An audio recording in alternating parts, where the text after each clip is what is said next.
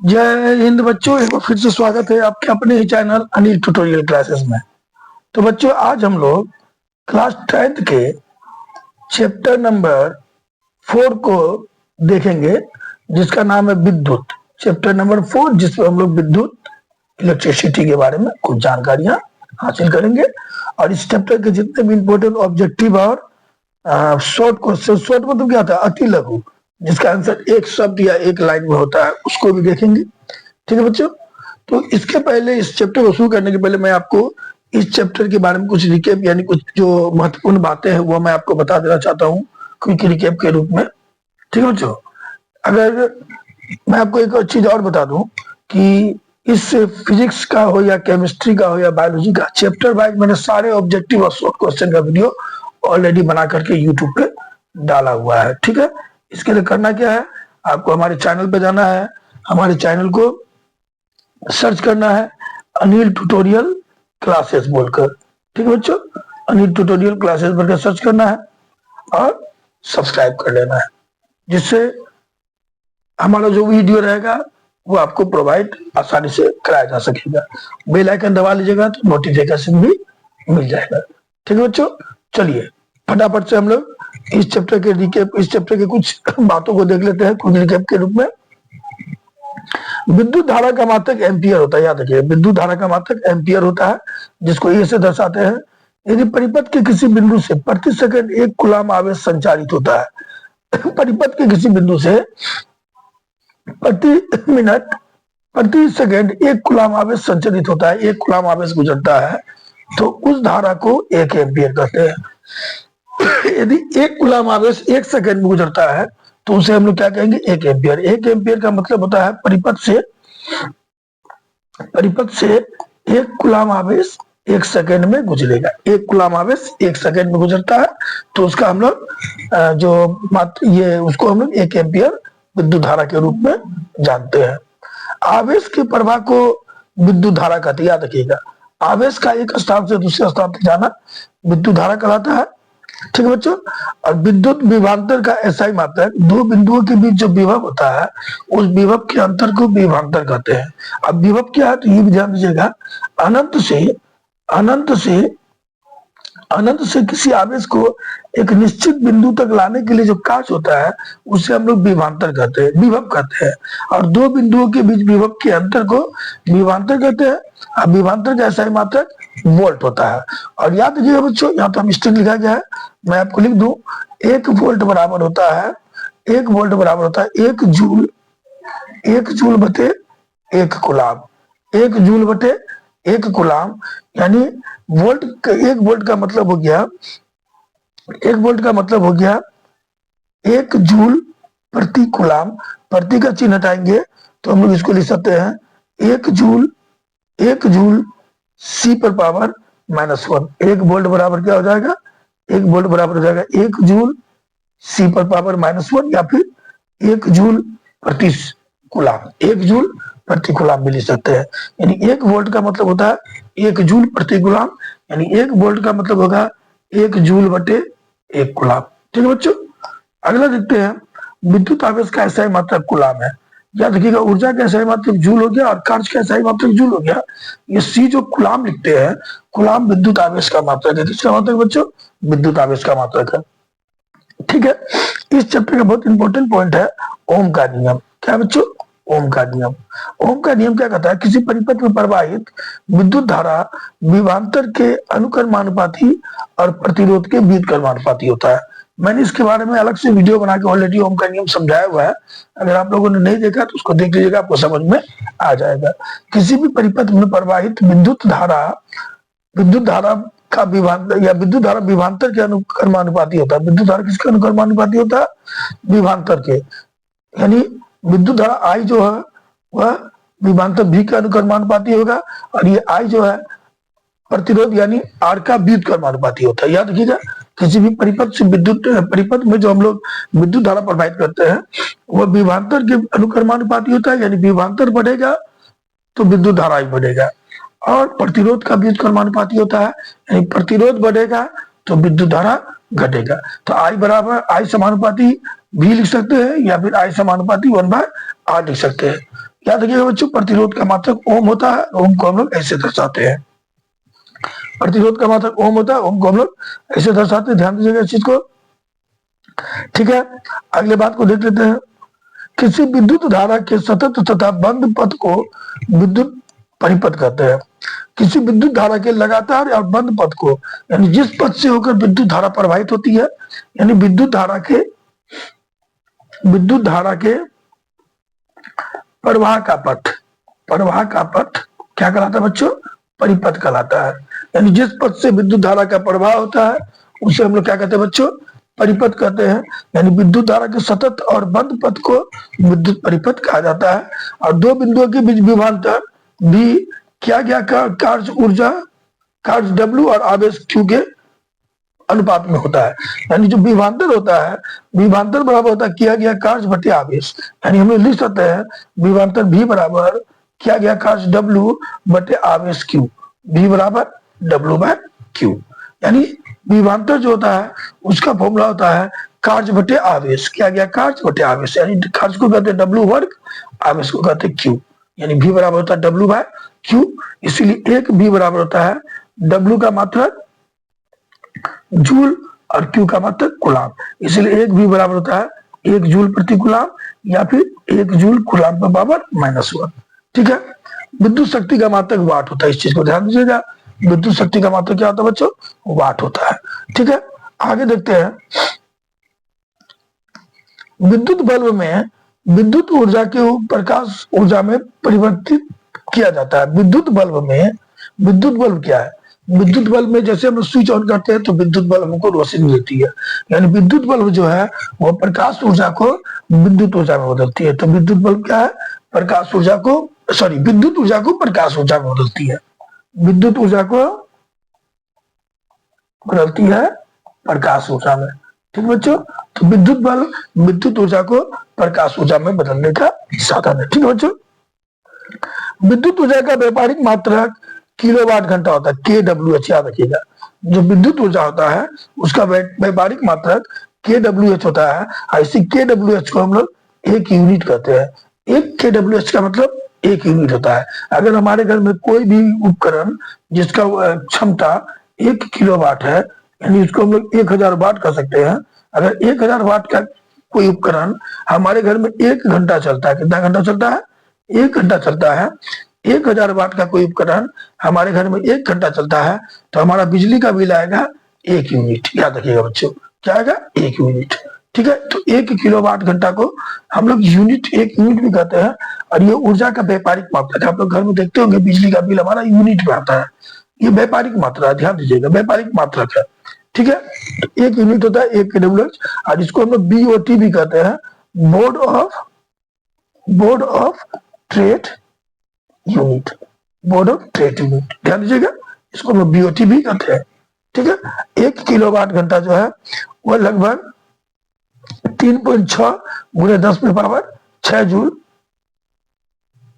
यानी लगभग 36 लाख जूल के बराबर होता है। 1 2 3 4 5 36 लाख जूल के बराबर होता है। यानी हम डाट ये जो चीज याद रखिएगा, पूछता है एग्जाम में 1 किलोवाट घंटा या 1 यूनिट कितने जूल का होता है? तो 3.6 गुणे 10 के बराबर 6 जूल का होता है।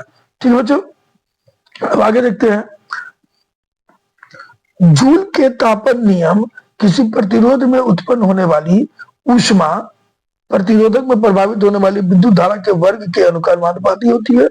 यानी जूल के तापन नियम के अनुसार बोला गया है कि किसी भी बल्ब में जो तापन अवयव होता है उसमें जो ऊष्मा उत्पन्न होती है वो ऊष्मा प्रतिरोध से प्रभावित होने वाली विद्युत धारा के वर्ग के अनुक्रमानुपाती होती है। यानी किसी भी तापन अवयव से, जैसे मान लीजिए हीटर का जो तार होता है या फिर टोस्टर का जो वायर होता है, इनसे जो ऊष्मा उत्पन्न होगी वो जो उसका प्रतिरोध होता है, उस प्रतिरोधक में जो धारा प्रवाहित होती है उसके वर्ग के व्युत्क्रमानुपाती होती है। यानी हीट जो है वो वर्ग के व्युत्क्रमानुपाती है। किसके वर्ग के?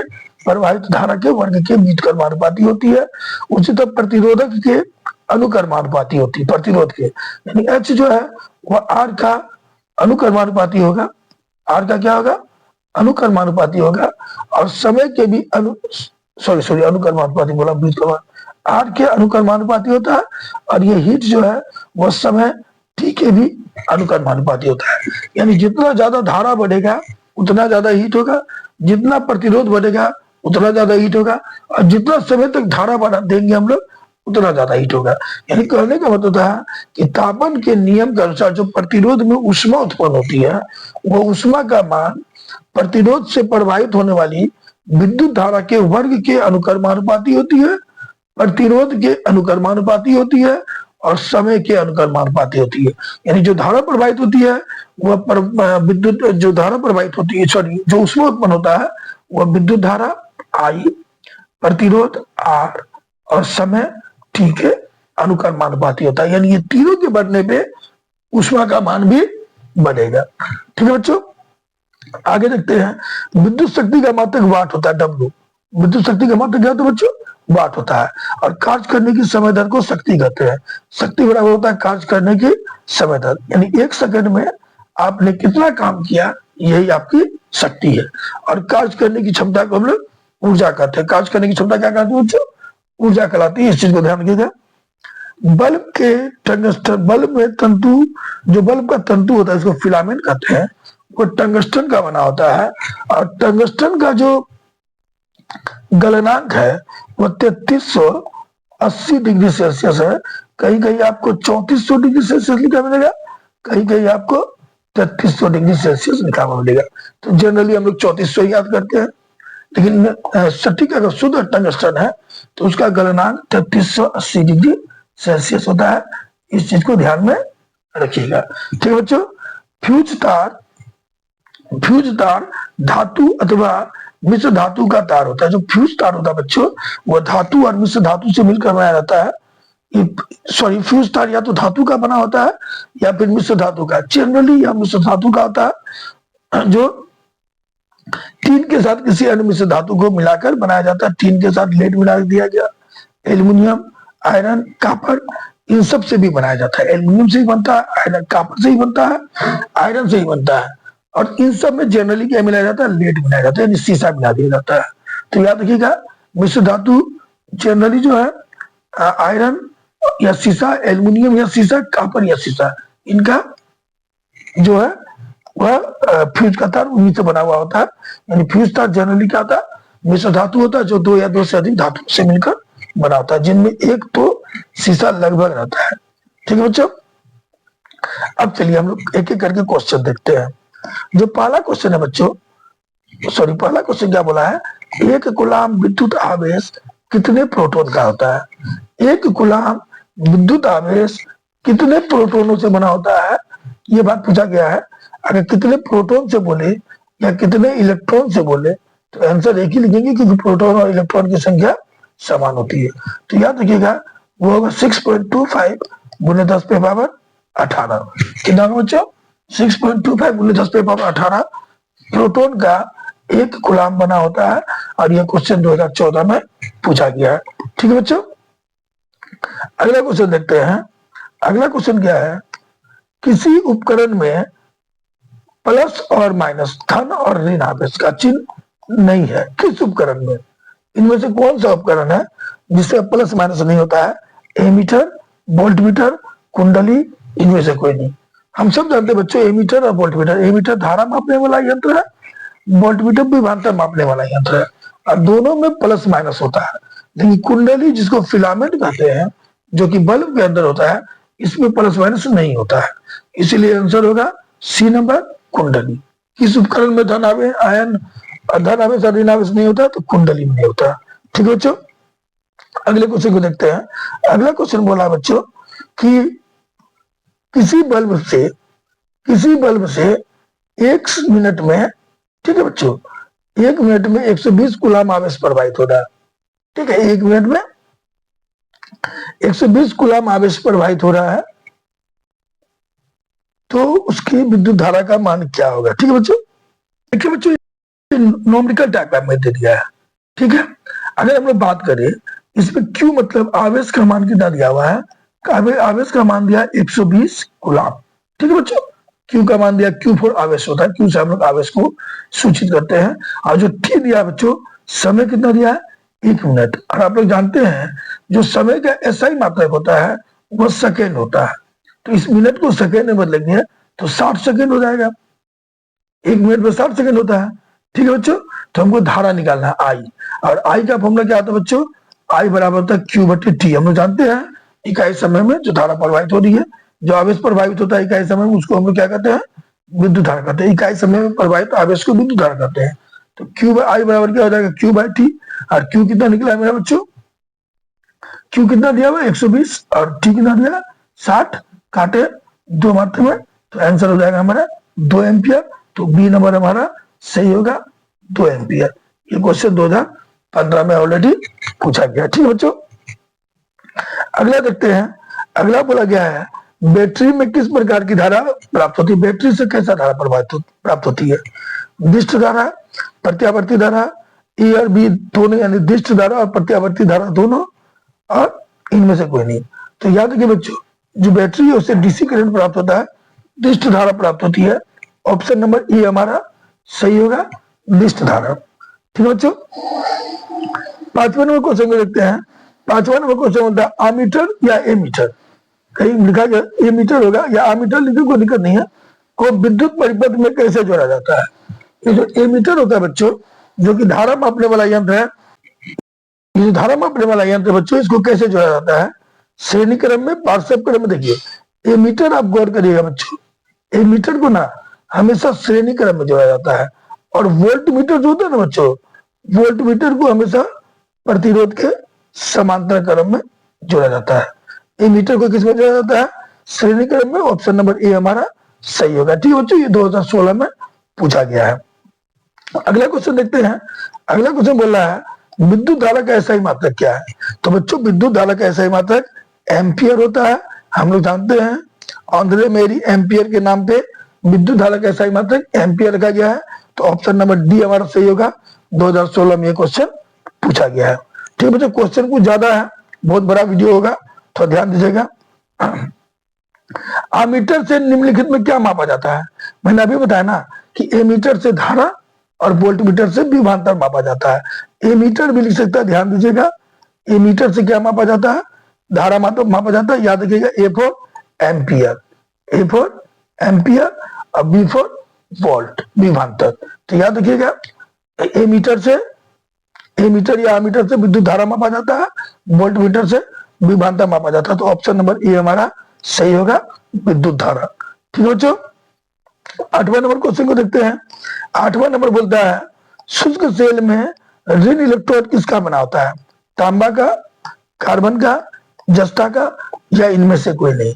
तो याद रखिए बच्चों, शुष्क सेल जिसको हम ड्राई सेल या सूखा सेल भी कहते हैं, ये 2021 में क्वेश्चन पूछा गया है। उसमें जो है जो इलेक्ट्रोड होता है, जो धन इलेक्ट्रोड और ऋण इलेक्ट्रोड होता है, वो किसका बना होता है, जस्ते का बना होता है। किसका बना होता है बच्चों, जस्ते का। ऑप्शन नंबर, सॉरी ऋण इलेक्ट्रोड, धन इलेक्ट्रोड कार्बन का। धन इलेक्ट्रोड किसका बना होता है, याद रखिएगा, धन इलेक्ट्रोड बना होता है कार्बन का। कार्बन का जो ऋण इलेक्ट्रोड है वो किसका बना होता है बच्चों, जस्ते का। किसका, शुष्क सेल में। इस तरह का सेल होता है, आप लोग देखते होंगे घर में टॉर्च वगैरह में आप यूज करते हैं। ये बीच में कार्बन की छड़ होती है, ये होता है धन, ये होता है धन इलेक्ट्रोड। और ये जो बाहर वाला प्लेट होता है ये होता है ऋण इलेक्ट्रोड।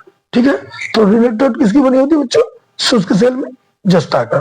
ठीक है, अगला क्वेश्चन देखते हैं 9वां नंबर। एक इलेक्ट्रॉन पर आवेश होता है, एक इलेक्ट्रॉन पर कितना आवेश होता है। ठीक है बच्चों, इसका ऑप्शन थोड़ा लंबा हो रहा था लिखने में, इसलिए हम सोचे कि डायरेक्ट समझा देता है आप लोगों को। तो याद रखिएगा एक इलेक्ट्रॉन पर 1.6 गुने 10 पर पावर -19 कूलाम आवेश होता है। 1.6 गुने 10 पर पावर -19 कूलाम आवेश होता है एक इलेक्ट्रॉन पर। ध्यान दीजिएगा इस चीज को बच्चों। अगला क्वेश्चन देखते हैं 10वां नंबर। 10वां नंबर क्वेश्चन क्या बोला है, विद्युत आवेश के प्रवाह की दर को क्या कहते हैं। विद्युत आवेश के प्रवाह की दर को क्या कहते हैं, यानी एक सेकेंड में जो विद्युत इकाई समय में जो विद्युत आवेश किसी तार से प्रवाहित होती है उसे क्या कहते हैं। तो मैंने अभी बताया था इसको कि विद्युत आवेश के प्रवाह की दर को विद्युत धारा कहते हैं। क्या कहते हैं बच्चों, विद्युत धारा कहते हैं। 22 में पूछा है, ऑप्शन नंबर ए हमारा बिल्कुल सही होगा। ठीक है बच्चों, 11वां नंबर क्वेश्चन देखते हैं। देखिए 11वां नंबर कितना बार पूछा गया है। 1 माइक्रो एम्पियर के तुल्य कितना विद्युत धारा होता है, यानी 1 माइक्रो एम्पियर में कितना विद्युत धारा होता है। देखिए बच्चों, माइक्रो का मतलब होता है, माइक्रो का मतलब आप लोग 10 में 9 में पढ़े होंगे, माइक्रो का मतलब होता है 10 पे पावर -6। जैसे मान लीजिए 1 मीटर है, ठीक है बच्चों, 1 मीटर को अगर आप लोग 10 पे पावर 6 से भागा दे देते हैं तो जो वैल्यू प्राप्त होगा, यानी प्राप्त होगा वो 0.00000 उल्टा तब से 6 के बाद पॉइंट, तो 1 के बाद 1 2 3 4 5 6 के बाद पॉइंट देंगे, तो ये जो वैल्यू प्राप्त होगा ये माइक्रो एम्पियर को आता है। यानी किसी भी मान को अगर आप 1 पर 6 शून्य से भाग दे देते हैं, यानी 10 लाख से भाग दे देते हैं, तो वह क्या बन जाता है, माइक्रो हो जाता है। यानी अगर हम लोगों को मीटर में, तो इसका नाम हो जाएगा माइक्रोमीटर। क्या हो जाएगा बच्चों, माइक्रोमीटर। तो याद रखिएगा, तो 1 एम्पियर कितने माइक्रोमीटर का होता है, तो 10 पर पावर -6 माइक्रोमीटर का होता है। 1 एम्पियर कितने माइक्रोमीटर का होता है बच्चों, तो 10 पर पावर -6 माइक्रोमीटर का होता है। इस चीज को एक माइक्रोमीटर एम्पियर के, सॉरी 1 माइक्रोमीटर कितने एम्पियर का होगा, तो 10 पर पावर -6 एम्पियर का होगा। इस चीज को ध्यान दीजिएगा, ठीक है। 10 पर पावर -6 एम्पियर का 1 माइक्रो एम्पियर होता है। ठीक है बच्चों, 12वां नंबर क्वेश्चन देखते हैं। 12वां नंबर क्वेश्चन क्या बोलता है, 12वां नंबर बोला गया है, ध्यान दीजिएगा। 12वां नंबर क्वेश्चन बोल रहा है विद्युत धारा मापने में किसका उपयोग होता है। विद्युत धारा मापने में किसका उपयोग होता है बच्चों, और ये क्वेश्चन 15 में 17 में और 2015 में 2017 में और 2022 में पूछा जाता है, पूछा गया हुआ है, ऑलरेडी पूछा जा चुका है। तो अभी बताया ना कि विद्युत धारा मापने का यंत्र का नाम एमीटर है बच्चों। क्या है, एमीटर। अब विभवांतर मापने का यंत्र का नाम वोल्ट मीटर है, तो ऑप्शन हमारा एमीटर होगा। ठीक है बच्चों, 12 नंबर का आंसर एमीटर होगा। इस चीज को ध्यान दीजिएगा। अगला क्वेश्चन देखते हैं बच्चों।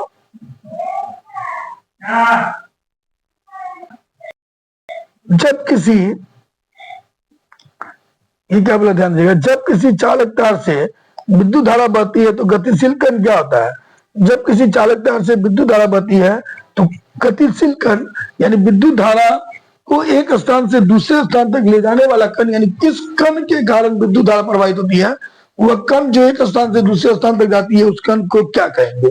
कौन सा कण है जिसके एक स्थान से दूसरे स्थान तक जाने से विद्युत धारा का प्रवाह होता है। क्या है, परमाणु, आयन, प्रोटॉन या इलेक्ट्रॉन। तो याद रखिएगा आंसर होगा इलेक्ट्रॉन, क्योंकि इलेक्ट्रॉन ही गतिशील कण है जिसके प्रवाहित होने से, जिसके एक स्थान से दूसरे स्थान तक जाने से विद्युत धारा उत्पन्न होता है। ठीक है बच्चों, तो यहाँ पर क्या होगा इसका ऑप्शन, किसी चालक से विद्युत धारा बहती है तो गतिशील कण कौन सी होती है, कौन सी कण गति करती है बच्चों, तो इलेक्ट्रॉन गति करती है। ठीक है, इस चीज को ध्यान दीजिएगा, ये भी इंपॉर्टेंट क्वेश्चन है। 2014, 2021, 2022 में पूछा गया। ठीक है बच्चों, अब अगला क्वेश्चन देखते हैं। अगला क्वेश्चन क्या बोला 14 नंबर में, 14 नंबर क्वेश्चन में इंपोर्टेंट है, देख लीजिए। 14 में बोलता है विद्युत आवेश का एसआई मात्रक क्या है। विद्युत आवेश का एसआई मात्रक क्या है बच्चों, तो विद्युत आवेश का एसआई मात्रक कूलाम है। इस चीज को भी हम लोग बहुत बार देख चुके हैं। ये क्वेश्चन 19 में, 21 में और 23 में पूछा गया है। विद्युत आवेश का एसआई मात्रक क्या है बच्चों, कूलाम है। ऑप्शन नंबर डी सही होगा। याद रखिए ये चैप्टर बहुत इंपॉर्टेंट है ऑब्जेक्टिव के दृष्टिकोण से। ठीक है बच्चों, ऑब्जेक्टिव के दृष्टिकोण से बहुत इंपॉर्टेंट चैप्टर, ध्यान दीजिएगा। कैथोड किरणों में क्या उपस्थित होता है। ऑप्शन बोला गया कैथोड किरण में क्या उपस्थित होता है, इलेक्ट्रॉन, प्रोटॉन, न्यूट्रॉन, इनमें से कोई नहीं। इलेक्ट्रॉन, प्रोटॉन, न्यूट्रॉन, इनमें से कोई नहीं। तो कैथोड किरणों में बच्चों इलेक्ट्रॉन होता है, एनोड में प्रोटॉन होता है। याद रखिएगा कैथोड में क्या होता है बच्चों, इलेक्ट्रॉन होता है। तो ऑप्शन नंबर ए हमारा सही होगा, इलेक्ट्रॉन। ठीक है बच्चों, अगला क्वेश्चन देखते हैं। 16वां नंबर क्वेश्चन बोलता है निम्न में कौन चालक है। निम्न में कौन चालक है, यानी इनमें से कौन सा पदार्थ है जिससे विद्युत धारा प्रवाहित होती है। अभ्रक, कांच, एल्युमिनियम और चीना मिट्टी। तो हम सब जानते हैं अभ्रक, कांच और एल्युमिनियम, इससे विद्युत धारा प्रवाहित नहीं होती है। सॉरी, अभ्रक, कांच और चीना मिट्टी से विद्युत धारा कभी प्रवाहित नहीं होगी। तो चालक कौन है बच्चों, एल्युमिनियम है। एल्युमिनियम जो है वह चालक पदार्थ है जिससे करंट एक स्थान से दूसरे स्थान तक जाती है। ऑप्शन नंबर सी हमारा सही होगा। अगला बोला गया क्वेश्चन देखते हैं बच्चों। अगला क्वेश्चन क्या बोला गया है? अगला क्वेश्चन बोला गया है धात्विक चालकता। धात्विक चालकता पदार्थ के अंदर किस कण की गति पर आश्रित है? यानी चालकता, किसी पदार्थ की जो चालकता है वह किस कण की गति पर निर्भर करता है। तो बच्चों मैंने पढ़ाया आप लोगों को कि जो चालक है, चालक होने का मेन रीजन है इलेक्ट्रॉन। यानी इलेक्ट्रॉन जब एक स्थान से दूसरे स्थान तक जाती है तो चालन होता है, और विद्युत की चालकता इसलिए इलेक्ट्रॉन पर डिपेंड करेगी। किस पर डिपेंड करेगी? इलेक्ट्रॉन पर। तो ऑप्शन नंबर ए हमारा सही होगा। ठीक है बच्चों, तो धात्विक चालकता किस पर निर्भर करती है? इलेक्ट्रॉन पर। 18 नंबर क्या बोलता है बच्चों? 18 नंबर क्वेश्चन बोला है सरल सेल में धन ध्रुव का काम कौन करता है? सरल सेल में धन ध्रुव का काम कौन करता है? तो याद रखिए बच्चों, सरल सेल में तांबा का प्लेट होता है जो धन ध्रुव का काम करता है। कौन करता है बच्चों? तांबे का प्लेट। विद्युत धारा का सही मात्रक क्या होता है? तो हम लोगों ने बहुत बार पढ़ा, विद्युत धारा का सही मात्रक क्या होता है बच्चों? एम्पियर होता है। सॉरी, थोड़ा लिखने में गलती हो गया। एम्पियर होता है, जिसको हम लोग ए से इंडिकेट करते हैं। आंध्र मेरी एम्पियर के नाम को सम्मान देने के लिए विद्युत धारा का मात्रक एम्पियर रखा गया। ये 12 में 15 में पूछा गया है, ये ऊपर वाला 15 में ऑलरेडी पूछा गया। ठीक है बच्चों, अब अगला 20 नंबर क्वेश्चन को देखते हैं। 20 नंबर क्या बोलता है? विद्युत आवेश का एसआई मात्रक क्या है? विद्युत आवेश का एसआई मात्रक बच्चों कूलाम होता है। सी कहते हैं इसको, सी से दर्शाते हैं। 17 में ये क्वेश्चन पूछा गया है। ठीक है बच्चों, अब अगले क्वेश्चन को देखते हैं। देखिए थोड़ा वीडियो तेज हो सकता है, रीजन क्या है? रीजन यह है कि बहुत ज्यादा क्वेश्चन है इसमें, तकरीबन 100 क्वेश्चन के आसपास ऑब्जेक्टिव है, और मैंने एक भी क्वेश्चन को नहीं छोड़ा है। आपको पढ़ना है, वीडियो देखिए, नोट नहीं करना है कोई बात नहीं, लेकिन अगर आप पढ़कर वीडियो देख लेते हैं, समझ कर वीडियो देख लेते हैं, तो आपको मेरे अंदाज से चैप्टर जो है ऑब्जेक्टिव के मामले में मजबूत हो जाएगा। ठीक है बच्चों, अब हम लोग अपने अगले क्वेश्चन को देखते हैं।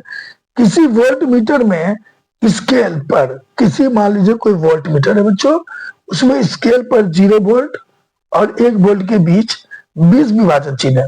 यानी 0 से लेके 1 के बीच 20 को टुकड़ा है। कितना विभाजन चिन्ह किया गया? 20। तो 1 वोल्ट मीटर का अल्प मान क्या होगा? ठीक है, 0 से 1 के बीच में 20 विभाजन है, तो 1 वोल्ट मीटर का मान क्या होगा? तो 0 से 1 के बीच में तो 1 वोल्ट, 1 वोल्ट में 20 विभाजन होते हैं, 1 वोल्ट 1 के बीच में 20 टुकड़ा है, तो 1/20 कर दिए हम लोग। यहां से यहां तक मान लीजिए 1 वोल्ट है, ये 1 वोल्ट का दूरी हो गया, इसके बीच में 20 टुकड़ा है, तो ये एक जो विभाजन होगा वो कितने का होगा? तो 1 को 20 से भागा दे दिए, तो 1 से 20 भागा नहीं जाएगा, 0 दिए, पॉइंट दिया, 1 0 आ गया, पॉइंट के बाद 0 बना, यहाँ भी 0 हो गया। अब 20 5 मेरा क्या हो गया? 100 हो गया। 20 5 100 हो गया, कट गया, आंसर होगा 0.05 वोल्ट, और ऑप्शन नंबर बी हमारा सही हो गया। क्लियर गया बच्चों? चलिए अब हम लोग अपने अगले क्वेश्चन को लेते हैं। 22 नंबर क्वेश्चन देखते हैं। 22 नंबर क्वेश्चन में क्या बोला बच्चों? वोल्ट मीटर को विद्युतीय परिपथ में किस क्रम में जोड़ा जाता है? हम लोगों ने आपको अभी बताया कि श्रेणी क्रम में एमीटर जोड़ा जाता है और वोल्ट मीटर को समांतर क्रम में जोड़ा जाता है। तो लिखने में मिस्टेक हो गया बच्चों, ये बी यहाँ होता और ये सी यहाँ होता। ठीक है, प्लेस थोड़ा सा चेंज हो गया, ध्यान दीजिएगा। तो वोल्ट मीटर को किस क्रम में जोड़ा जाता है? समांतर क्रम में। आंसर नोट कर लीजिए, थोड़ा सा ऑप्शन में नंबरिंग मिस्टेक हो गया बच्चों, समांतर क्रम हो गया इसका आंसर। ठीक है, ऑप्शन नंबर बी हमारा सही होगा। तो वोल्ट मीटर को परिपथ में किस क्रम में जोड़ा जाता है? समांतर क्रम में, याद रखिएगा। और ए मीटर को श्रेणी क्रम में जोड़ा जाता है। ये क्वेश्चन 2021 में पूछा गया है। ठीक है बच्चों, अब अगला क्वेश्चन देखते हैं। अगला क्वेश्चन बोला बच्चों, विभवांतर मापने वाले यंत्र का नाम क्या है? 24 में और 16 में एक ही से पूछा है। याद रखिएगा, धारा मापने वाले यंत्र का नाम एमीटर है, कहीं कहीं आपको आमीटर मिलेगा, और विभवांतर मापने वाले यंत्र का नाम वोल्ट मीटर है। ठीक है बच्चों, क्या? वोल्ट मीटर है। तो ऑप्शन नंबर बी हमारा सही होगा, वोल्ट मीटर। ठीक है बच्चों, ये भी क्वेश्चन इंपॉर्टेंट है, हमें बार बार रिपीट करना हो। धारा मापने वाले यंत्र का नाम एमीटर, विभवांतर मापने वाले यंत्र का नाम वोल्ट मीटर है। ठीक है बच्चों, अगला क्वेश्चन देखते हैं। विभवांतर का एसआई मात्रक क्या है? विभवांतर का सही मात्रक क्या है बच्चों? तो विभवांतर का सही मात्रक वोल्ट है और ऑप्शन नंबर सी हमारा सही होगा। बहुत इंपॉर्टेंट क्वेश्चन है, 15 में 18 में, 18 का दोनों सिटिंग में पूछा है, 20 में और 21 में पूछा है। तो विभवांतर का एसआई मात्रक क्या है बच्चों? विभवांतर का एसआई मात्रक वोल्ट होता है। इस चीज को आप लोग ध्यान दीजिएगा, जिसको हम लोग भी से सूचित करते हैं। ठीक है बच्चों, अगला क्वेश्चन देख रहे हैं 25 नंबर। 25 नंबर क्वेश्चन बोलता है 12 वोल्ट विभवांतर के दो बिंदुओं के बीच 2 कूलाम आवेश को ले जाने में कितना कार्य करना होगा? 12 वोल्ट विभवांतर है बच्चों, 12 वोल्ट विभवांतर के दो बिंदुओं के बीच 2 कूलाम आवेश को ले जाने के लिए कितना कार्य करना होगा? याद रखिए बच्चों, कार्य W बराबर होता है विभवांतर वोल्ट गुना आवेश Q। याद रखिएगा, किया गया कार्य बराबर होता है विभवांतर विभवांतर गुना आवेश, विभवांतर गुना आवेश। ठीक है, अब विभवांतर क्या दिया? 12 वोल्ट, आवेश क्या दिया? 2, यानी होगा 24 कूलाम। क्या होगा बच्चों? सॉरी 24 जूल, क्योंकि कार्य और ऊर्जा का मात्रक जूल होता है। 24 जूल, ऑप्शन नंबर डी हमारा सही होगा बच्चों, इस चीज को ध्यान रखिएगा। 25 नंबर भी क्लियर होता है। 26 नंबर क्वेश्चन में आते हैं। 26 नंबर क्वेश्चन क्या बोलता है बच्चों? निम्न में कौन सा कथन सत्य है? निम्न में कौन सा कथन सत्य है? ठीक है, जूल बराबर वोल्ट गुने एम्पियर, जूल बराबर कूलाम गुने वोल्ट, जूल बराबर वोल्ट गुने एम्पियर, जूल बराबर वोल्ट गुने कूलाम। अभी हम लोगों ने पढ़ा बच्चों, W बराबर क्या पढ़ा? V into Q. V मतलब विभवांतर, विभवांतर का मात्रक होता है बच्चों वोल्ट, इंटू क्यू मतलब होता है जैसे जूल, इसका मतलब हो गया ऊर्जा, ऊर्जा का मतलब जूल, और विभवांतर का मात्रक हो गया वोल्ट, क्यू का मात्रक हो गया आवेश। Sorry sorry sorry sorry, Q मतलब आवेश हो गया, क्यू का मात्रक हो गया कूलाम। क्यू का मात्रक क्या हो गया? कूलाम। तो वोल्ट का मतलब क्या हो? वोल्ट जो है वह विभवांतर का मात्रक है, कूलाम जो है वह आवेश का मात्रक है। और क्या गया? कार्य का मात्रक या वर्ग, ऊर्जा का मात्रक, कार्य का मात्रक, दोनों का मात्रक क्या होता है बच्चा? जूल होता है। तो जूल बराबर क्या होता था? जूल जो है वो ऊर्जा का मात्रक है, ठीक है, वोल्ट जो है विभवांतर का मात्रक है, कूलाम जो है आवेश का मात्रक है। तो हम लोग लिख सकते हैं जूल बराबर वोल्ट गुने कूलाम, वोल्ट गुने कूलाम। क्या हो गया? वोल्ट गुने कूलाम। तो ऑप्शन नंबर डी हमारा सही होगा, वोल्ट गुने कूलाम। ठीक है बच्चों, अच्छा ये भी तो इस चीज दे दिया, बी नंबर में भी, बी नंबर में भी दे दिया है वोल्ट गुने कूलाम। नहीं नहीं सॉरी सॉरी, ये डी नंबर मिस्टेक है, डी नंबर में कुना नहीं है, तो आप देखने में गलती हो गया, ये बटे में है, ध्यान दीजिए। तो ये होगा ही नहीं, ये होगा वोल्ट गुने कूलाम बोलिए, कूलाम गुने वोल्ट बोलिए। ऑप्शन नंबर हमारा बी सही होगा। यहाँ तो देखने में मिस्टेक हो गया, यहाँ बटे का चिन्ह है, इसका मतलब बटे होता है, याद रखिएगा। ये बटे में नहीं है, इंटू में। ठीक है, चलिए 27 नंबर क्वेश्चन को देखते हैं। 27 नंबर क्वेश्चन बोला बच्चों 1 वोल्ट बराबर वाट, 1 वोल्ट बराबर वाट। तो अभी हम लोगों ने पढ़ा ना, देखिए अभी हम लोगों ने क्या पढ़ा, ध्यान दीजिएगा। अभी हम लोगों ने पढ़ा 1 जूल बराबर, 1 जूल बराबर एक वोल्ट गुने 1 कूलाम। ठीक है, क्लियर। तो अगर हमको यानी जूल बराबर वोल्ट गुने कूलाम पर, वोल्ट गुने कूलाम पर है, कूलाम आवेश का मात्रक होता है, लिखने में गलती हुआ, कूलाम आवेश का मात्रक होता है। अभी हम लोगों ने पढ़ा जे बराबर वी इंटू सी।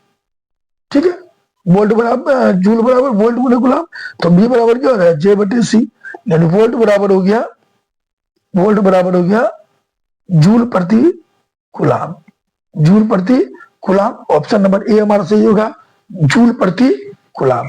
27 का ऑप्शन नंबर ए सही होगा बच्चों। 16 में और 22 में क्वेश्चन ऑलरेडी पूछा गया है। ठीक है बच्चों, अब हम लोग अपने अगले क्वेश्चन को देखते हैं। 28 नंबर, 28 नंबर क्वेश्चन क्या बोला बच्चों? 28 में बोलता है 1 एमीटर के शून्य तथा 2 के बीच 20 का विभाग है। ध्यान दीजिए, अभी हम लोगों ने ऐसा बनाया, उसमें बोला तो शून्य और 1 के बीच 20 विभाग है, यहाँ शून्य और 2 के बीच, शून्य और 2 के बीच 20 विभाग है। शून्य और 2 के बीच, शून्य के बाद 1 है, फिर यहाँ से यहाँ 2 है, इनके बीच कितना विभाग है? 20 विभाग है। तो अल्पांक मतलब लिस्ट काउंट क्या होगा, सबसे छोटा क्या होगा? तो देखिए हम लोगों ने इसके पहले जो बनाया था उसमें 0 और 1 के बीच 20 था, तो हम लोगों ने 1 में से 20 किया था, 0 और 1 के बीच 20 विभाग था, और यहाँ 0 और 2 के बीच 20 विभाग है, तो हम लोग क्या करेंगे 2/20 करेंगे। 2/20 काटेंगे, 1/10 हो गया, 1/10 को 0.1 लेंगे, 0.1 हो गया, 0.1 एम्पियर होगा। तो 0.1 एम्पियर सी नंबर में है, ऑप्शन नंबर सी हमारा सही होगा। ऑप्शन नंबर सी हमारा सही होगा बच्चों, 0.1 एम्पियर। ठीक है,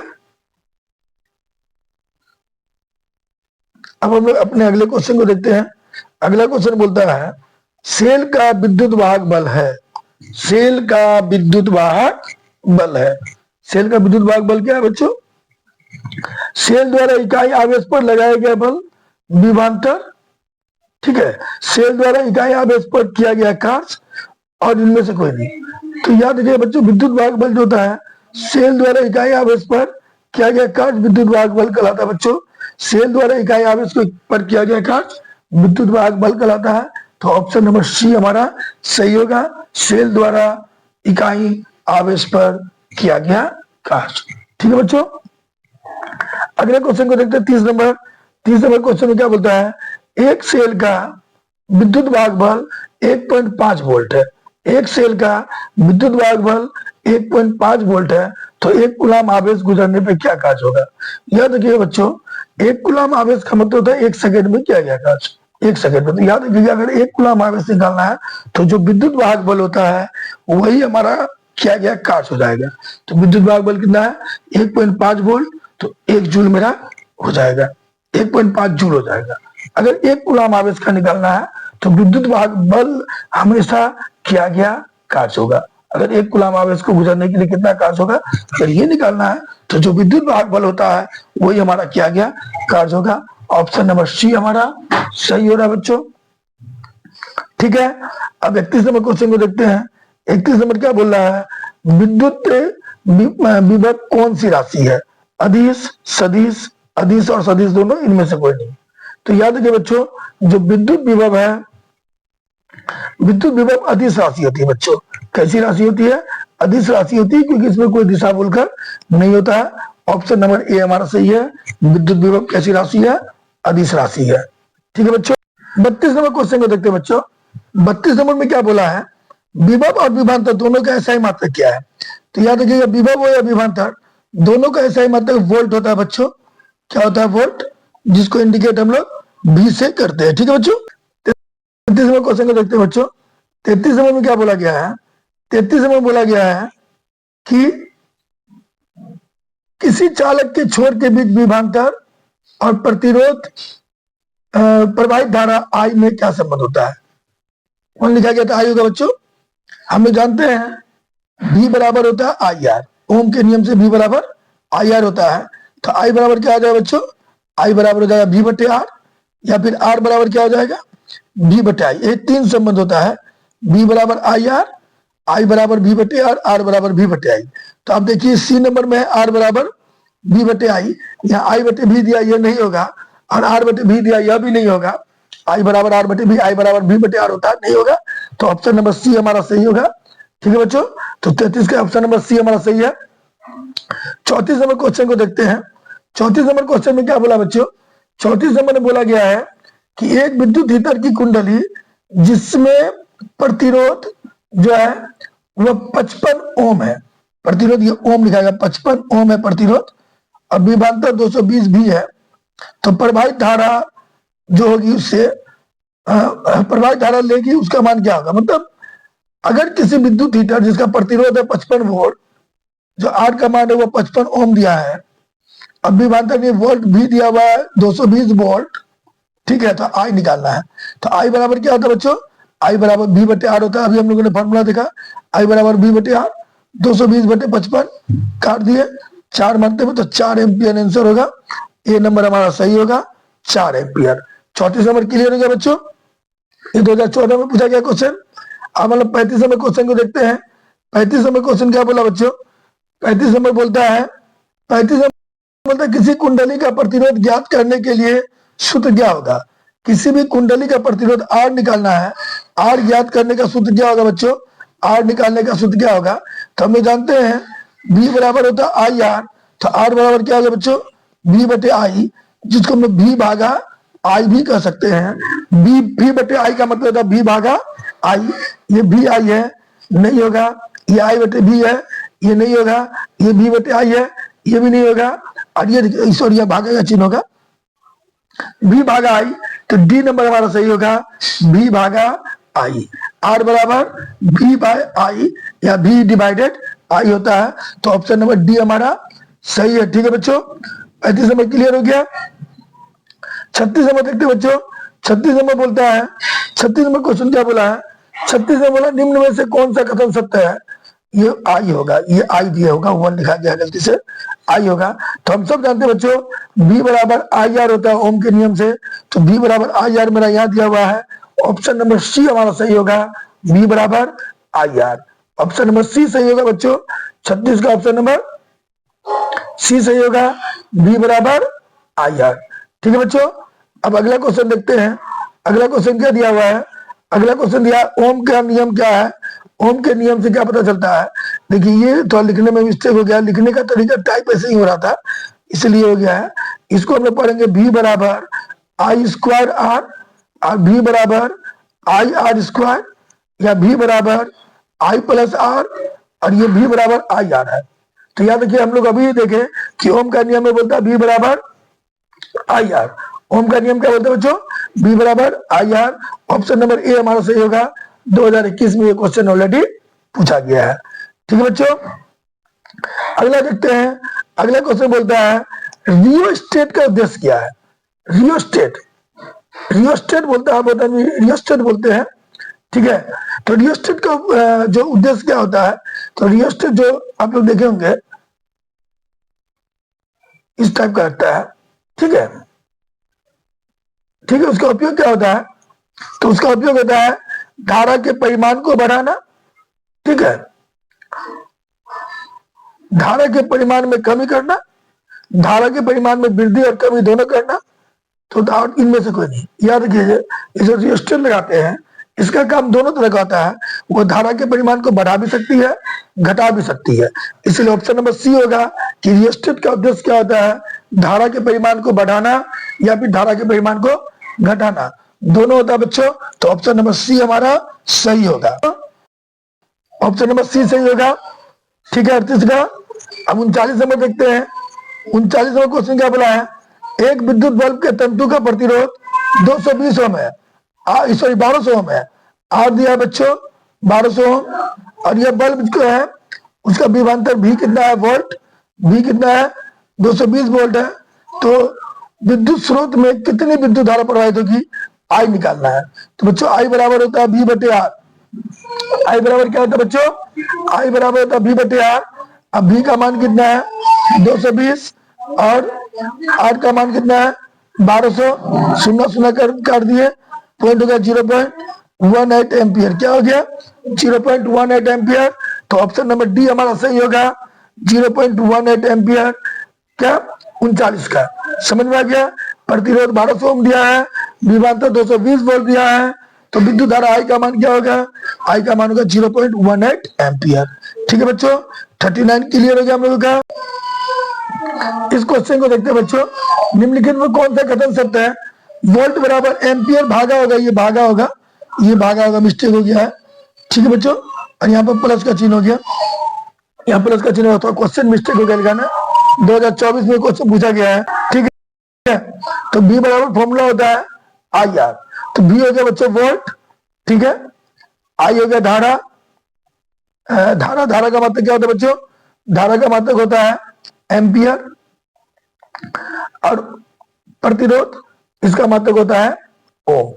तो वोल्ट बराबर क्या होगा बच्चों? एम्पियर गुना ओम, और यहाँ पर एम्पियर भागा ओम दिया है, ओम भागा एम्पियर दे दिया, तो ये दोनों कैंसिल, ये होगा नहीं। अब एम्पियर निकालना, एम्पियर निकालना है, तो एम्पियर को निकालेंगे तो क्या होगा? वोल्ट बटे ओम हो जाएगा बराबर एम्पियर। तो ये हो गया एम्पियर बराबर हो जाएगा वोल्ट भागा ओम। एम्पियर बराबर क्या हो जाएगा? वोल्ट भागा ओम। तो एम्पियर बराबर वोल्ट भागा ओम कितना नंबर में है? सी नंबर में है। तो हमारा सी नंबर सही होगा। इस चीज को ध्यान में रखिएगा, एम्पियर बराबर वोल्ट भागा ओम। ठीक है, 40 नंबर का आंसर होगा सी नंबर, वोल्ट भागा ओम। 40 नंबर 1, तो 41 देखते हैं बच्चों। 41 में क्या बोला है, एमीटर को विद्युत परिपथ में के समांतर क्रम में जोड़ा जाता है या श्रेणी क्रम में। या ये क्वेश्चन देख लीजिए कि हुआ, एमीटर को किस क्रम में जोड़ा जाता है। यहाँ पूछा गया एमीटर को समांतर क्रम में जोड़ा जाता है या श्रेणी क्रम में, और यहाँ पूछा गया एमीटर को किस क्रम में जोड़ा जाता है। तो दोनों समझिए एक ही आंसर है। ठीक है बच्चों, तो इसका आंसर क्या लिखेंगे, आंसर लिखेंगे इसका हम लोग श्रेणी क्रम। क्या लिखेंगे बच्चों, श्रेणी क्रम।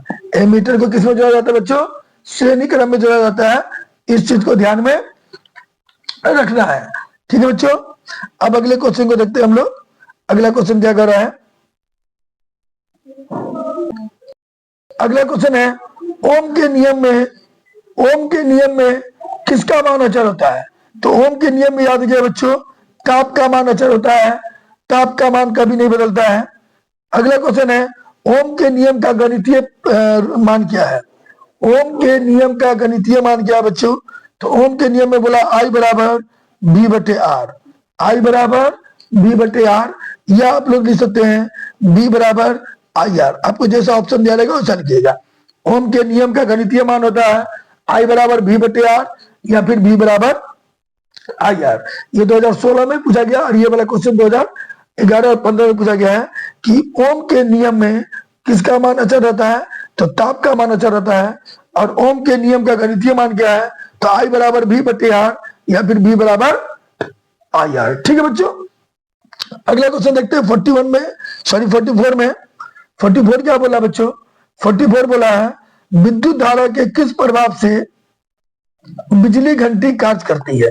तो याद रखिएगा बच्चों, विद्युत धारा के चुंबकीय प्रभाव से विद्युत घंटी काम करती है।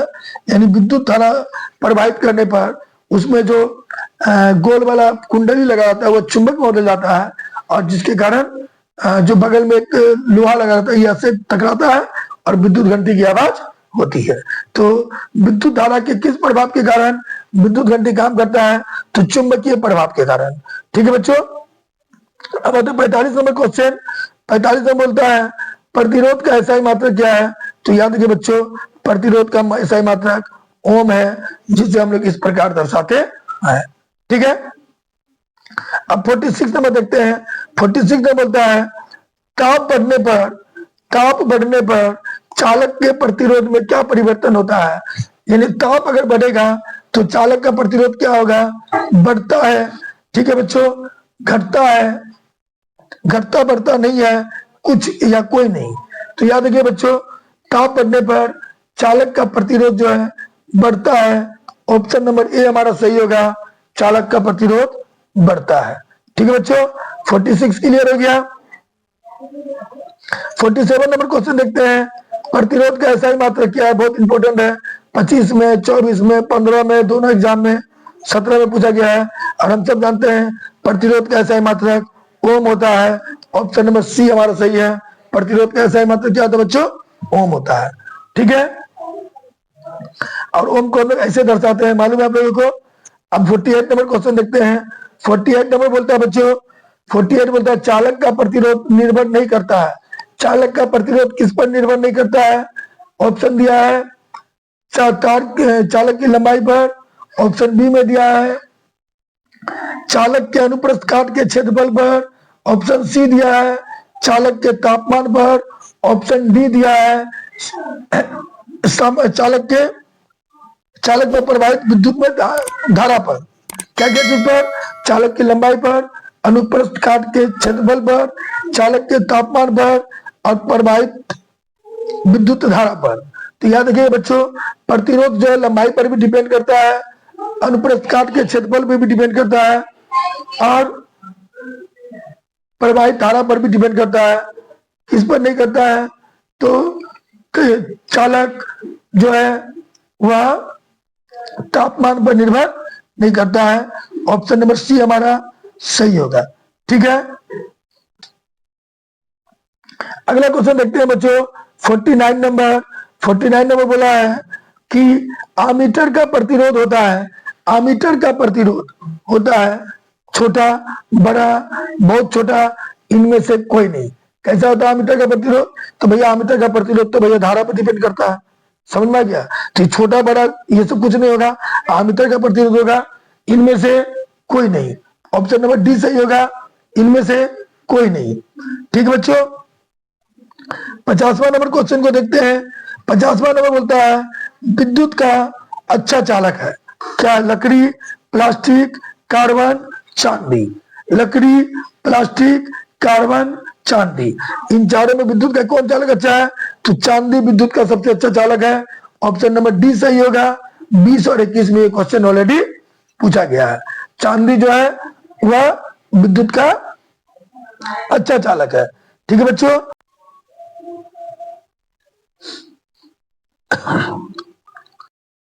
51 नंबर क्वेश्चन को देखते हैं बच्चों। 51 नंबर क्वेश्चन में क्या कर रहा है कि विद्युत में या विद्युत बल्ब का तंतु, जिसको लोग फिलामेंट कहते हैं, आप लोग देखेंगे पुराने समय जो बल्ब चलता था लाल बल्ब, उसमें कुछ ऐसे तंतु बने होते थे। ठीक है बच्चों, इन फिलामेंट या तंतु किससे बने होते थे? जो विद्युत बल्ब में फिलामेंट या तंतु होता था, ये किसका बना होता था? 25 में, 13 में, 16 में और 21 में पूछा गया है। ठीक है बच्चों, तो याद रखिएगा जो विद्युत बल्ब के फिलामेंट होते थे वह टंगस्टन के बने होते थे। किसके बने होते थे बच्चों? टंगस्टन के बने होते थे। ऑप्शन नंबर सी हमारा सही होगा। ठीक है बच्चों, अब 52 नंबर क्वेश्चन को देखते हैं। 52 नंबर क्वेश्चन क्या बोल रहा है बच्चों? 52 नंबर क्वेश्चन बोल रहा है किसी चालक के प्रतिरोधकता का मात्रक क्या होता है? चालक की प्रतिरोधकता का मात्रक क्या होता है? ये 25 में पूछा गया है, 14 में पूछा गया है, 20 में पूछा गया है, 22 में पूछा गया है। तो बच्चों याद रखिएगा, प्रतिरोधकता को अंग्रेजी के रो से दर्शाया जाता है। अब प्रतिरोधकता बराबर होता है R इंटू ए बटे एल, यानी प्रतिरोध इंटू क्षेत्रफल बटे लंबाई। प्रतिरोध का सूत्र होता है ओम, क्षेत्रफल का सूत्र होता है मीटर स्क्वायर और लंबाई का होता है मीटर। ये मीटर स्क्वायर से मीटर कट गया, ओम मीटर बच गया। क्या बच गया बच्चों? ओम मीटर। तो प्रतिरोधकता का मात्रक क्या होता है बच्चों? ओम मीटर होता है। और ये प्रतिरोध का सूत्र है रो बराबर प्रतिरोध इंटू क्षेत्रफल बटे लंबाई। ठीक है बच्चों, यानी देख लीजिए एक चीज याद रखिएगा, अगर कोई आपसे पूछे प्रतिरोधकता क्या है, अगर ये पूछे प्रतिरोधकता क्या है, तो याद रखिएगा बच्चों जो प्रतिरोधकता है वो होता है किसी पदार्थ के 1 मीटर लंबे, 1 मीटर लंबे तथा 1 मीटर स्क्वायर अनुप्रस्थ, 1 मीटर स्क्वायर अनुप्रस्थ परिच्छेद के चालक का प्रतिरोध, के चालक का प्रतिरोध ही उस पदार्थ का प्रतिरोधकता कहलाता है। ठीक है बच्चों, इस पर मैंने एक अलग से वीडियो बना दिया है, उसमें मैं आपको मैंने बना दिया, ऑलरेडी समझाया हुआ है। ठीक है, अगर आपने नहीं देखा तो वो जाके देख लीजिए, आपको पता चल जाएगा कि प्रतिरोधकता क्या है। फिलहाल आप लोग ये लिख सकते हैं कि प्रतिरोधकता क्या है, क्योंकि ये इंपॉर्टेंट क्वेश्चन है, पूछ सकता है कि प्रतिरोधकता क्या है, उसका मात्रक क्या है। ठीक है बच्चों, अगला क्वेश्चन देखते हैं हम लोग। अगला क्वेश्चन बोल रहा है प्रतिरोध का मान बढ़ने पर, अगला क्वेश्चन क्या बोला बच्चों? जो प्रतिरोध है उसका मान बढ़ाने के लिए प्रतिरोधकता को जोड़ा जाना चाहिए। यानी प्रतिरोध का मान बढ़ाने के लिए प्रतिरोधकता को किस प्रकार जोड़ा जाना चाहिए बच्चों? तो याद रखिएगा, अगर प्रतिरोधकता का मान बढ़ाना है तो प्रतिरोध को हमें श्रेणी क्रम में जोड़ना होगा। किस क्रम में जोड़ना होगा? ये पहला प्रतिरोध, ये दूसरा प्रतिरोध, इस तरह के श्रेणी क्रम में जोड़ते हुए चल जाएंगे तो हमारा प्रतिरोधकता का मान जो है बच्चों बढ़ जाएगा। ठीक है, लेकिन यहाँ पर श्रेणी क्रम देखिए आप नहीं दिया है, पार्श्व क्रम, समांतर क्रम, ये दिमाग डाइवर्ट करने के लिए दिया गया। पार्श्व क्रम, समांतर क्रम दोनों सेम होता है बच्चों, एक ही चीज है दोनों। ठीक है, ए और बी दोनों, तो जब समांतर क्रम पार्श्व क्रम ही नहीं होगा तो ए और बी दोनों कैसे होगा? तो ये भी नहीं होगा। आंसर होगा इनमें से कोई नहीं, क्योंकि आंसर होना चाहिए श्रेणी क्रम में, और श्रेणी क्रम आपका ऑप्शन में नहीं दिया है, इसलिए आंसर नंबर डी होगा इनमें से कोई नहीं। ठीक है बच्चों, अगला क्वेश्चन देखते हैं। अगला क्वेश्चन बोलता है, अगला क्वेश्चन बोला बच्चों, निम्न में या निम्नलिखित में से किस धातु से सोलर सेल बना सकते हैं? सोना, सिलिकॉन, जस्ता, प्लेटिनम। सोना, सिलिकॉन, जस्ता, प्लेटिनम। याद रखिएगा, सोलर सेल, सोलर प्लेट बनाने के लिए सिलिकॉन का यूज होता है बच्चों। किसका यूज होता है? सिलिकॉन का। 2023 में ये क्वेश्चन पूछा गया है, तो ऑप्शन नंबर बी हमारा सही होगा कि किस धातु का प्रयोग सोलर सेल बनाने में होता है? तो याद किया बच्चों, सिलिकॉन का प्रयोग सोलर सेल बनाने में होता है। ठीक है, 54 नंबर हो गया हम लोगों का। वीडियो लंबा होगा बच्चों, तो ध्यान दीजिएगा क्योंकि क्वेश्चन 100 है आपका, लगभग 100 क्वेश्चन समझाएंगे तो बच्चों वीडियो थोड़ा लंबा होगा ही। 55 नंबर क्वेश्चन को देखते हैं। विद्युत प्रतिरोध के कारण चालक में उत्पन्न होता है, यानी प्रतिरोध के कारण, यानी जैसे भी कोई चालक तार है, इससे धारा प्रवाहित हो रही है, तो धारा के प्रवाह के विरोध को हम लोग प्रतिरोध कहते हैं। धारा के प्रवाह के विरोध को प्रतिरोध कहते हैं, यानी धारा इधर से जा रही है, उसको जाने से रोकना प्रतिरोध कहलाता है। जितना ज्यादा प्रतिरोध होगा, तार उतना ज्यादा गर्म होगा, क्योंकि रुकावट पैदा होगा तो टक्कर होगी इलेक्ट्रॉन की, इलेक्ट्रॉन के टक्कर से ऊष्मा उत्पन्न होगा। तो सिंपल सा बात है, विद्युत प्रतिरोध के कारण चालक में क्या उत्पन्न होता है? प्रत्यस्थता। क्या उत्पन्न होता है बच्चों? प्रत्यस्थता। सॉरी, नंबर बी में होगा ये ऊष्मीय प्रभाव, नंबर सी में होगा चुंबकत्व, इनमें से कोई नहीं। तो याद रखिए बच्चों, ऊष्मीय प्रभाव उत्पन्न होता है। ऑप्शन नंबर बी हमारा सही होगा, क्योंकि प्रतिरोध जितना ज्यादा होगा, बार बार इलेक्ट्रॉन की टक्कर होगी जिससे ऊष्मा उत्पन्न होगी, इसीलिए इसका जो है उसमें प्रभाव उत्पन्न होगा। ठीक है, 55 नंबर क्लियर हो गया हम लोगों का। अगला क्वेश्चन देखते हैं, 56 नंबर। लंबाई बढ़ाने से तार का प्रतिरोध में क्या परिवर्तन होता है? यानी अगर लंबाई बढ़ेगी तो तार का प्रतिरोध क्या होगा? तो मान लीजिए बच्चों, इतने लंबाई में 6 प्रतिरोध है, तो तार को लंबा करिएगा तो भैया प्रतिरोध भी 100% बढ़ेगा। यानी तार की लंबाई बढ़ाने पर प्रतिरोध क्या होता है बच्चों? बढ़ता है। 2025 में क्वेश्चन पूछा गया, ऑप्शन नंबर बी हमारा सही होगा। लंबाई बढ़ाने पे प्रतिरोध बढ़ता है। ठीक है बच्चों, 57 नंबर क्वेश्चन को देखते हैं। 57 नंबर क्वेश्चन बोला, 20 डिग्री सेल्सियस पर सिल्वर की विद्युतीय प्रतिरोधकता कितनी होती है? 20 डिग्री सेल्सियस पर सिल्वर यानी चांदी की प्रतिरोधकता कितनी होती है? तो बच्चों याद रखिएगा, 1.60 गुने 10 पर पावर -8 ओम मीटर। 1.60 गुने 10 पे पावर -8 ओम मीटर होता है सिल्वर की प्रतिरोधकता 20 डिग्री सेल्सियस टेम्परेचर पर। ठीक है बच्चों, अगला क्वेश्चन दिया हुआ है बच्चों, ये ओम है तो मिस लिखा गया है, ये दोनों थोड़ा सा मिस लिखा गया बच्चों। ये होगा 10 ओम और ये होगा 20 ओम। 10 ओम और 20 ओम के दो प्रतिरोधकों को श्रेणी क्रम में जोड़ा गया है, तो इसका तुल्य प्रतिरोध क्या होगा? इसका तुल्य प्रतिरोध क्या होगा? ये होगा 20 ओम दिया हुआ, गलत लिखा गया, थोड़ा सा टाइप करने में मिस्टेक हो गया। और ये होगा 20/3 ओम, ये है 30 ओम, ये है 10 ओम। ये क्वेश्चन 2012 में पूछा गया है। ठीक है बच्चों, तो याद रखिएगा, हम लोग पढ़ रहे हैं श्रेणी क्रम के लिए तुल्य प्रतिरोध होता है R बराबर R1 जोड़ R2 जोड़ R3, और समांतर क्रम के लिए होता है 1/R बराबर 1/R1 जोड़ 1/R2 जोड़ 1/R3। तो बच्चों 58 नंबर में क्या दिया है? दो प्रतिरोध है, तो पहले प्रतिरोध का मान है 10 ओम और दूसरे प्रतिरोध का मान है 20 ओम। ठीक है बच्चों, तो इसका तुल्य प्रतिरोध क्या होगा? जब इसको श्रेणी क्रम में जोड़ेंगे तो श्रेणी क्रम के लिए नियम क्या होता है बच्चों? जो तुल्य प्रतिरोध होता है वह सभी प्रतिरोधों के योग के बराबर होता है। यानी R का मान R1 और R2 के जोड़ के बराबर होगा। R1 का मान है 10, R2 का मान है 20, 10 और 20 दोनों को जोड़ दिए तो 30 ओम होगा बच्चों। कितना होगा आंसर? 30 ओम। ऑप्शन नंबर सी हमारा सही होगा, 30 ओम। ठीक है, अगर इस समांतर क्रम में देता तो 1/R बराबर 1/10 जोड़ 1/20 लेते हैं, बट ये श्रेणी क्रम में दिया है इसलिए हम लोग दोनों को जोड़ देंगे। सिंपल सा बात है, अगर श्रेणी क्रम में तुल्य प्रतिरोध निकालने बोले तो जितना प्रतिरोध है सभी प्रतिरोधों को जोड़ देंगे, हमारा आंसर निकल जाएगा।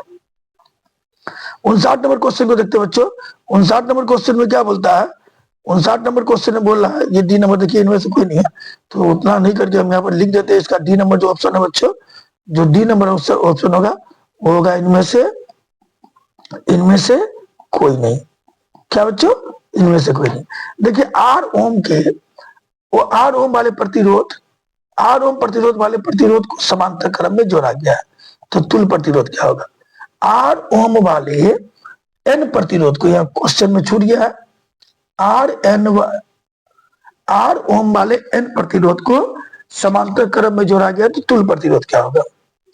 यानी कहने का मतलब होता है, पहला जो तुल्य प्रतिरोध होता है समांतर क्रम का फॉर्मूला होता है 1/r बराबर 1/r1 जोड़ 1/r2 जोड़ 1/r3 सॉरी 1/r3 इस तक करके n प्रतिरोध था, तो n प्रतिरोध तक होगा, n तक ये नंबर जाएगा।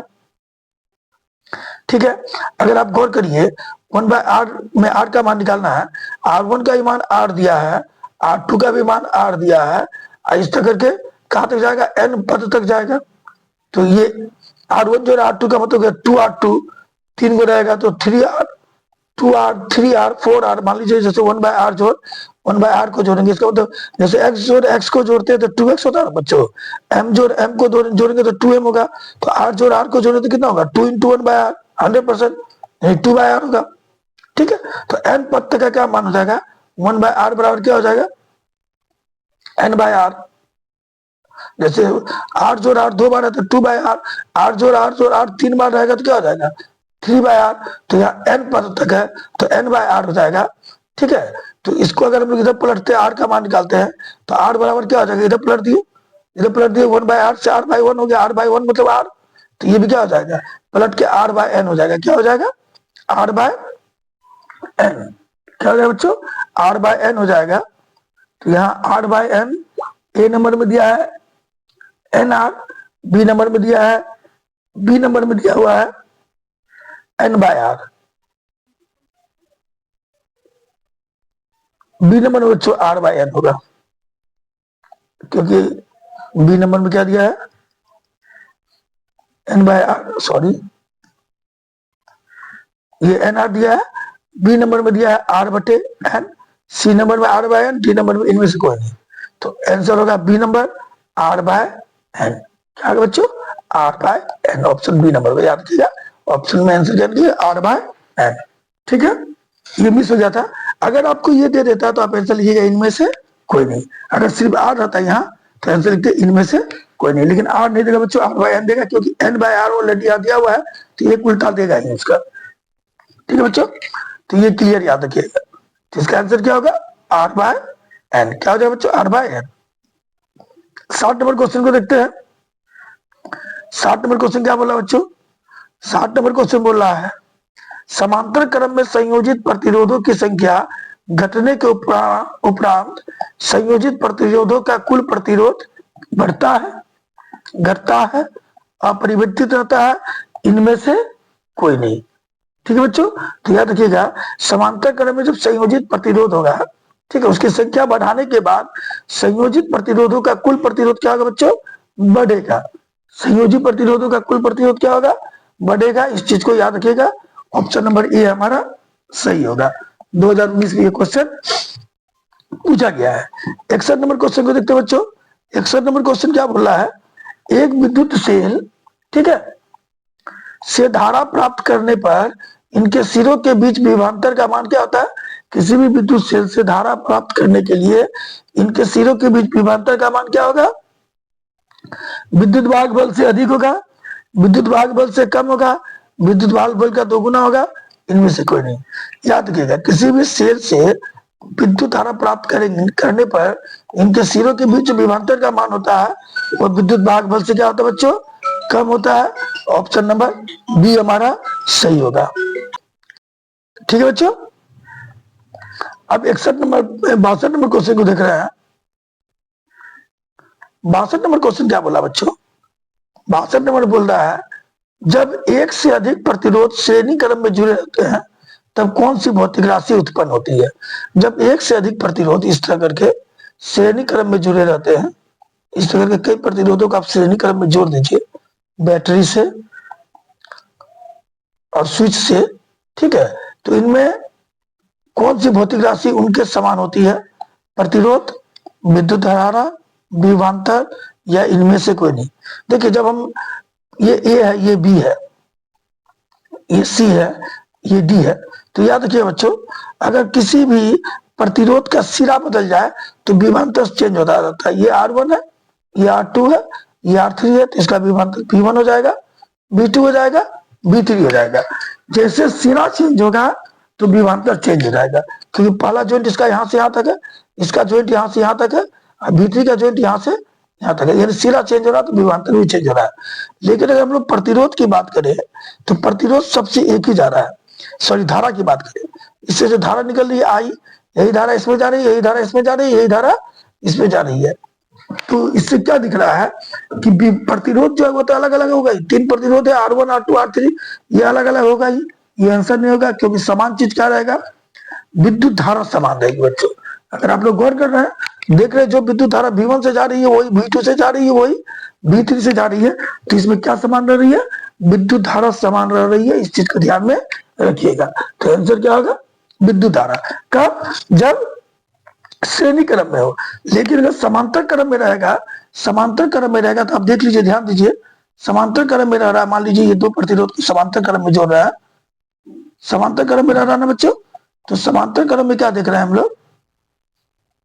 ये धारा इससे जा रही है, तो इसमें धारा I1 चल जा रही है, इसमें धारा I2 चल जा रही है। मान लीजिए यहाँ टीवी लगा है, यहाँ फैन लगा है, दोनों के अलग अलग करंट चाहिए, तो दोनों में अलग अलग धारा जा रही है, लेकिन दोनों के सिरों के बीच विभवांतर से, दोनों देखिए, इसका भी जॉइंट ए और बी पे है, पहले वाले प्रतिरोध का भी और दूसरे वाले प्रतिरोध का भी जॉइंट ए और बी पर है, तो इसकी स्थिति में ये विभवांतर इसका क्या होगा?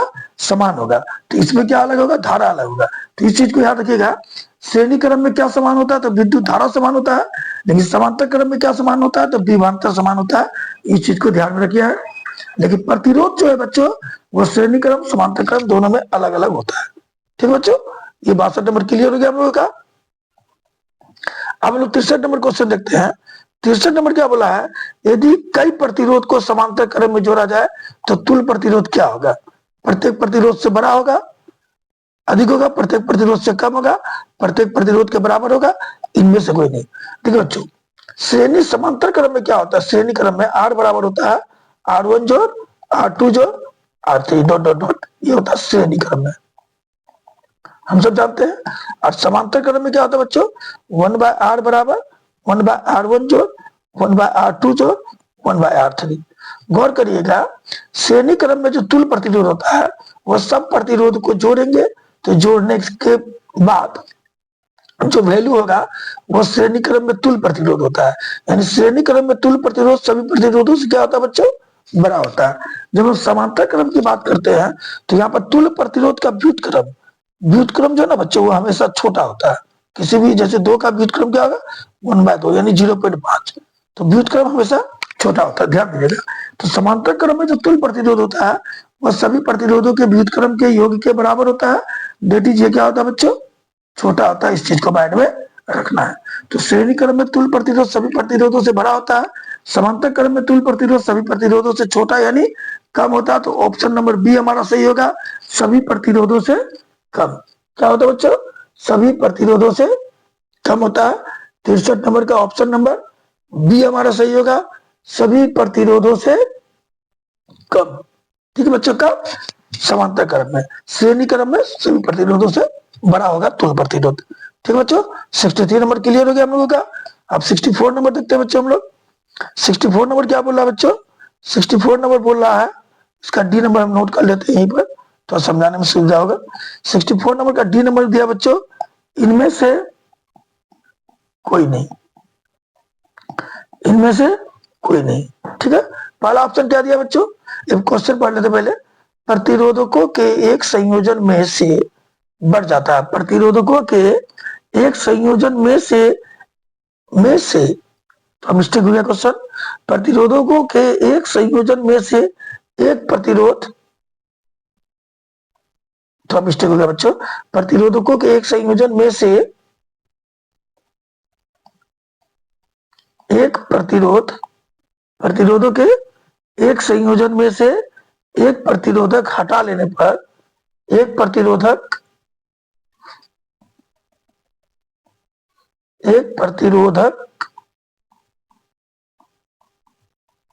हटा लेने से एक प्रतिरोधक हटा लेने से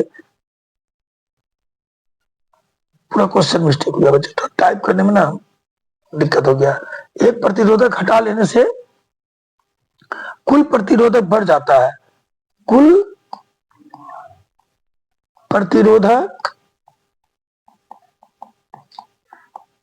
बढ़ जाता है, तो यह संयोजित था। किस क्रम में? समांतर क्रम में, तुल्य श्रेणीबद्ध क्रम में। कहा नहीं जा सकता इनमें से कोई नहीं। यानी कहा गया कि किसी प्रतिरोधों का एक ऐसा संयोजन है, किसी प्रतिरोधकों का एक ऐसा संयोजन है बच्चों, जिसमें से कोई एक प्रतिरोध हटा लेने के बाद प्रतिरोधक का मान बढ़ जाता है। तो कौन सा संयोजन होगा? हमेशा याद रखें, जब भी प्रतिरोधक का मान बढ़े किसी भी हाल में, तो वह कौन सा संयोजन है बच्चों? वह हमेशा समांतर क्रम संयोजन है। पूछिए क्यों? क्योंकि देखिए 1/r जो सॉरी श्रेणी क्रम समूह में क्या होता है, r बराबर r1 जोड़ r2 जोड़ r3 रहता है। ठीक है, यानी कहने का मतलब ध्यान दीजिए, जैसे मान लीजिए 2 ओम 3 ओम और 4 ओम का तीन प्रतिरोध है, 2 ओम 3 ओम 4 ओम का, तो तुल प्रतिरोध r का मान क्या हो जाएगा बच्चों? 9 ओम। ठीक है, तुल प्रतिरोध 9 ओम हो गया। लेकिन मान लीजिए मैंने एक प्रतिरोध को हटा दिया, R3 को हटा दिया, तो तुल प्रतिरोध क्या आ गया? 5 ओम। ठीक है, 5 ओम हो गया। तो श्रेणी क्रम में अगर हम लोग एक प्रतिरोध को हटाते हैं, ठीक है, तो तुल प्रतिरोध घट रहा है। लेकिन समांतर क्रम में एक प्रतिरोध को हटाएंगे तो तुल प्रतिरोध क्या होगा बच्चों? बढ़ जाएगा। ठीक है, अगर आप लोग देख लीजिए 1/r बराबर 1/r जोड़ 1/r जोड़ R1 जोड़ R2 जोड़ 1/r3 ले लिया, तो 1/r बराबर मान लीजिए दोनों सभी प्रतिरोध 2 ओम करके है, 1/2 जोड़ 1/2 जोड़ 1/2, तो 1/r बराबर क्या हो गया बच्चों? 1/r बराबर हो गया 3/2, यानी 3/2, यानी r बराबर हो गया 2/3, r बराबर 2/3 हो गया। लेकिन जब हम लोग दो प्रतिरोध लेते हैं, जब हम लोग कितने प्रतिरोध लेते हैं बच्चों? 2 प्रतिरोध लेते हैं, तो 1/r बराबर क्या हो गया? 1/r1 जोड़ 1/r2, तो 1/r बराबर 1/2 जोड़ 1/2, तो r बराबर 1/r बराबर क्या होगा बच्चों? 2/2 काट दिए 1, तो r बराबर हो गया 1 हो, यहाँ r बराबर हो गया 2/3, यानी 0.67 हो। तो आप लोग देख रहे हैं कि अगर हम लोग एक प्रतिरोध हटा रहे हैं तो तुल प्रतिरोध क्या हो रहा है? बढ़ जा रहा है। कब? समांतर क्रम में। लेकिन श्रेणी क्रम में एक प्रतिरोध हटा रहे हैं तो तुल प्रतिरोध क्या हो रहा है? घट जा रहा है। लेकिन अगर हम लोग बिना हटाएगा घटाए बात करें तो श्रेणी क्रम पर समूह में तुल प्रतिरोध सभी प्रतिरोधों से कैसे बड़ा होता है, और समांतर क्रम समूह में तुल प्रतिरोध सभी प्रतिरोधकों से छोटा होता है। तो याद रखिएगा, अगर किसी भी प्रतिरोधकों के संयोजन में एक प्रतिरोध को हटा लेते हैं और हटाने के बाद तुल प्रतिरोध बढ़ जाए तो इसका मतलब होता है समांतर क्रम में है, और तुल प्रतिरोध घट जाए तो उसका मतलब होगा श्रेणी क्रम में है। जिसका ऑप्शन नंबर ए होगा बच्चों। क्या होगा? ए। ये 2024 में एक क्वेश्चन पूछा गया है। ठीक है बच्चों, अब 65 नंबर क्वेश्चन को देखते हैं। 65 नंबर क्वेश्चन क्या बोला बच्चों? ऊर्जा का एसआई मात्रक क्या है? ऊर्जा का एसआई मात्रक क्या है? तो बच्चों हम सब जानते हैं ऊर्जा का एसआई मात्रक जूल है। 2017 में क्वेश्चन पूछा है। ऑप्शन नंबर बी हमारा सही होगा। ठीक है बच्चों, क्या होगा? ऑप्शन नंबर बी सही होगा, ऊर्जा का एसआई मात्रक जूल है। ठीक है, अगला क्वेश्चन बोला 66 नंबर, क्या बोला कि 1 जूल का मान कितना कैलोरी के बराबर होता है?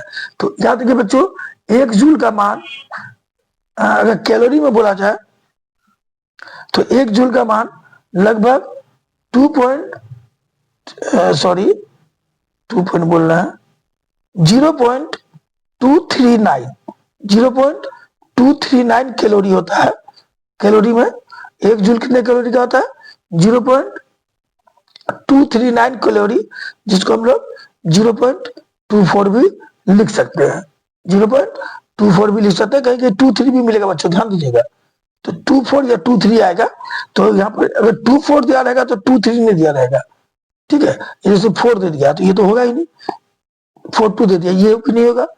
कहीं कहीं आपको मिल जाता है, कभी कभी मिलेगा 23, ध्यान दीजिएगा। तो या 2.3 रहेगा या फिर 0.24 रहेगा, दोनों में से एक ही रहेगा, दोनों कभी भी नहीं रहेगा, इस चीज को ध्यान दीजिएगा। तो 1 जूल का मान 0.24 के बराबर, तो एक्चुअल में 0.24 ही होना चाहिए, क्योंकि 0.239 है। अगर तीसरा अंक 9 है, उसको हटाते हैं, 5 से बड़ा है, तो ये एक बढ़ जाएगा, 3 से मेरा क्या हो जाएगा, 4 हो जाएगा। ठीक है बच्चों, ये 2021 में क्वेश्चन पूछा गया, ऑप्शन नंबर ए हमारा सही होगा। अगला क्वेश्चन देखते हैं।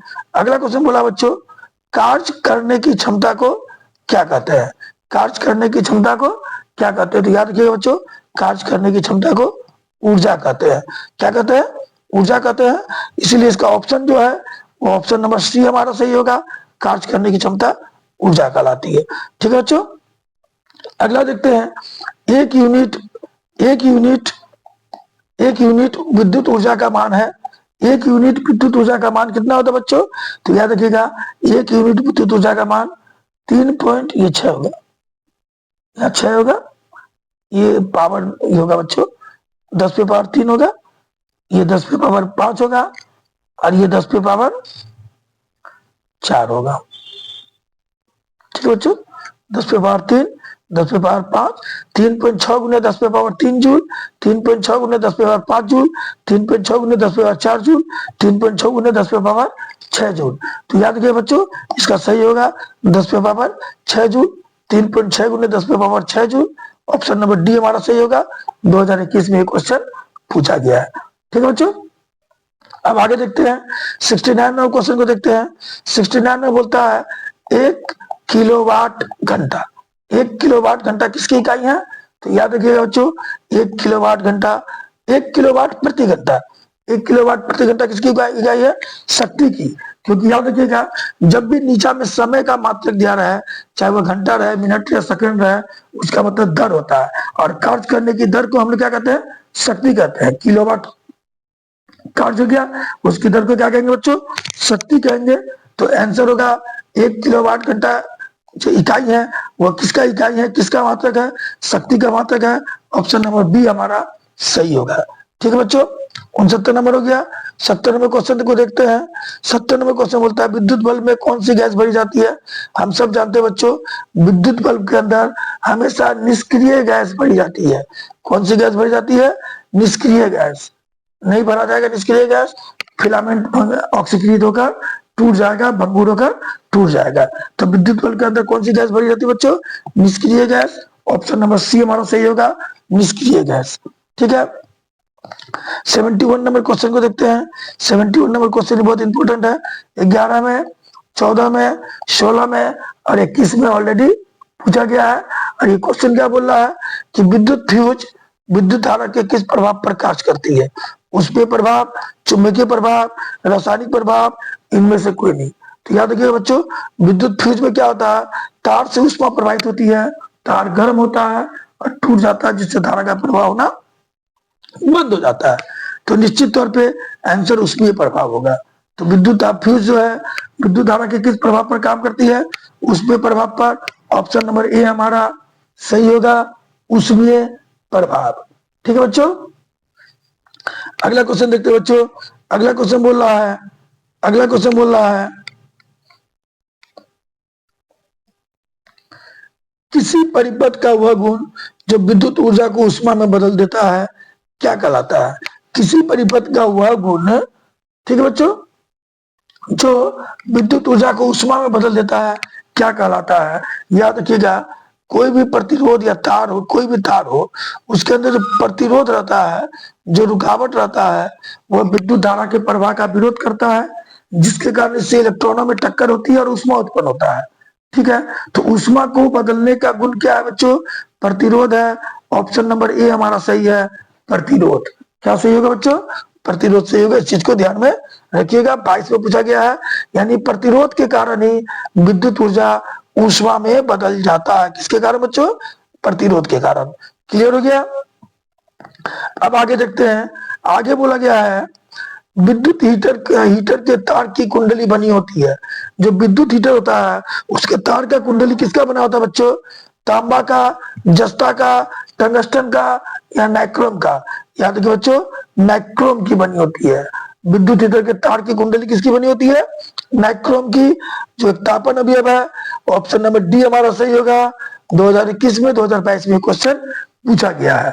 विद्युत हीटर के तार की कुंडली नाइक्रोम की बनी होती है। ठीक है बच्चों, अब अगला क्वेश्चन बोलते हैं। अगला क्वेश्चन क्या बोला गया बच्चों? अगला क्वेश्चन बोला गया 100 वाट।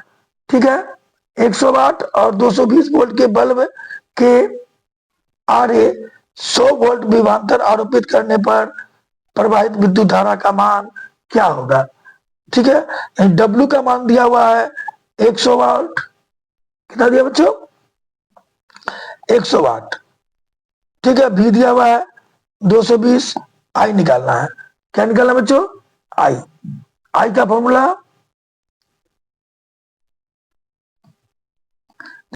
देखिए बच्चों, जो आई का मान दिया हुआ, यहां पर अगर आप गौर करिएगा तो आपको कुछ वैल्यू दिया हुआ, उस चीज को ध्यान दीजिए।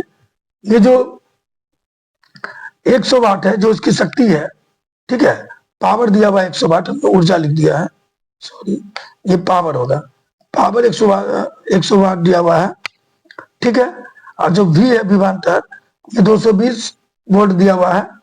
ठीक है, तो आर बराबर फॉर्मूला होता है बच्चों, आर बराबर होता है, धारा का मान आई निकालना है तो आर बराबर फॉर्मूला पहले आर निकालना होगा, क्योंकि आई बराबर होता है बच्चों, आई बराबर बी बटे आर होता है। अगर हम लोग पहले आर निकाल लेते हैं, आर बराबर होता है बी स्क्वायर बाय पी। बी का मान क्या है बच्चों? बी का मान है 220 गुने 220 दो बार होगा। अब भाई पी का मान है 100, काट दिए 400, 484 हो गया, 484 ओम हो गया। तो आई बराबर बी बटे आर होगा। तो भी का मान कितना निकला बच्चों? भी दिया हुआ है आपका 120, 100 वोल्ट, 100 वोल्ट दिया है, जो 100 वोल्ट पर विभवांतर पर निकालना है। तो यानी बल्ब का पावर निकाल दीजिए। तो बल्ब का हम प्रतिरोध निकाले। बल्ब का पावर दिया हुआ है 100 वाट और विभवांतर दिया है 220 वोल्ट। तो आर निकल गया, बी स्क्वायर बाय पी से 484 निकल गया। आई बराबर होता है बी बटे आर। तो भी का मान निकला है 484 बटे आर, कितना निकला हुआ है? सॉरी, 484 भी तो दिया हुआ है 100 बटे 100 दिया हुआ भी, और आर का मान निकाले हम लोग 484, काटेंगे 4 से 25 और 4 से गया 121, तो 25 बाय 121 ओम होगा बच्चों। ये 25 बटे 121 लिखाना चाहिए, यहाँ ऑप्शन कुछ भी रहे, थोड़ा गलत लिखा गया ऑप्शन, तो इसका आंसर याद रखिएगा 25 बाय 121 ओम। हम लोगों ने पहले क्या किया? पहले जो हमारे पास बल्ब दिया गया 100 वाट, पी का मान 100 वाट दिया है, बल्ब का प्रतिरोध निकालते हैं। देखिए बल्ब का पावर दिया हुआ है 100 वाट, ठीक है, पी का मान 100 वाट दिया है, ध्यान दीजिएगा, बल्ब का पावर 100 वाट दिया हुआ है।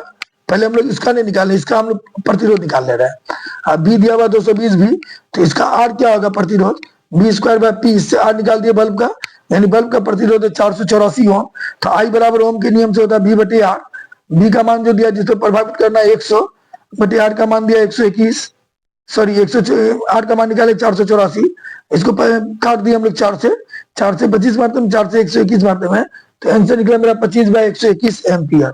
धारा है बच्चों, धारा है, एम्पियर होगा, धारा है एम्पियर होगा, हम ओम लिख दिए थे। ठीक है, ये क्लियर हो गया आप लोगों का? तो ऑप्शन जो भी रहेगा यही आएगा। ये तो ऑप्शन यहाँ गलत दिखा गया है, इसलिए मैंने इसको कट कर दिया, डायरेक्ट आपको आंसर बना के दे दिया। ठीक है, पहले इसको निकाल लेना आर, फिर उसके बाद ओम के नियम से सॉल्व कर लेना है। ठीक है बच्चों, अब देखते हैं 75 नंबर। 75 नंबर क्या बोला बच्चों? 75 नंबर क्वेश्चन बोलता है विद्युत बल्ब के फिलामेंट का, जो विद्युत के अंदर जो विद्युत बल्ब के अंदर जो फिलामेंट लगाता है उसका द्रव्य देश होता है। द्रव्य देश है या द्रव्य क्या है? द्रव्य मतलब किसका बना होता है? तो हम सब ने पढ़ा कि विद्युत बल्ब का फिलामेंट टंगस्टन का बना होता है। तो ऑप्शन नंबर बी हमारा सही होगा, टंगस्टन। ठीक है बच्चों, अगला क्वेश्चन देखते हैं। अगला क्वेश्चन बोल रहा है, अगला क्वेश्चन बोला गया है एक कमरे में 60 वाट और 220 वोल्ट का और 40 वाट और 200 वोल्ट का, 200 वोल्ट, 220 बोलते, 200 वोल्ट के दो उपकरण 10 वोल्ट विभवांतर पे आपूर्ति की जानी है, तो कुल उपभोग ऊर्जा क्या होगा? तो देखिए पहले वाले बल्ब का हम लोग प्रतिरोध निकाल लेते हैं, पहले वाले बल्ब का प्रतिरोध निकालते हैं। ठीक है, वो क्या हो जाएगा? अभी हम लोगों ने बताया ना कि जो बल्ब का प्रतिरोध होता है आर का फॉर्मूला क्या होता है बच्चों? आर का फॉर्मूला होता है बी स्क्वायर बाय पी, ठीक है। तो इसका पी कितना हो जाएगा? इसका हो जाएगा 200,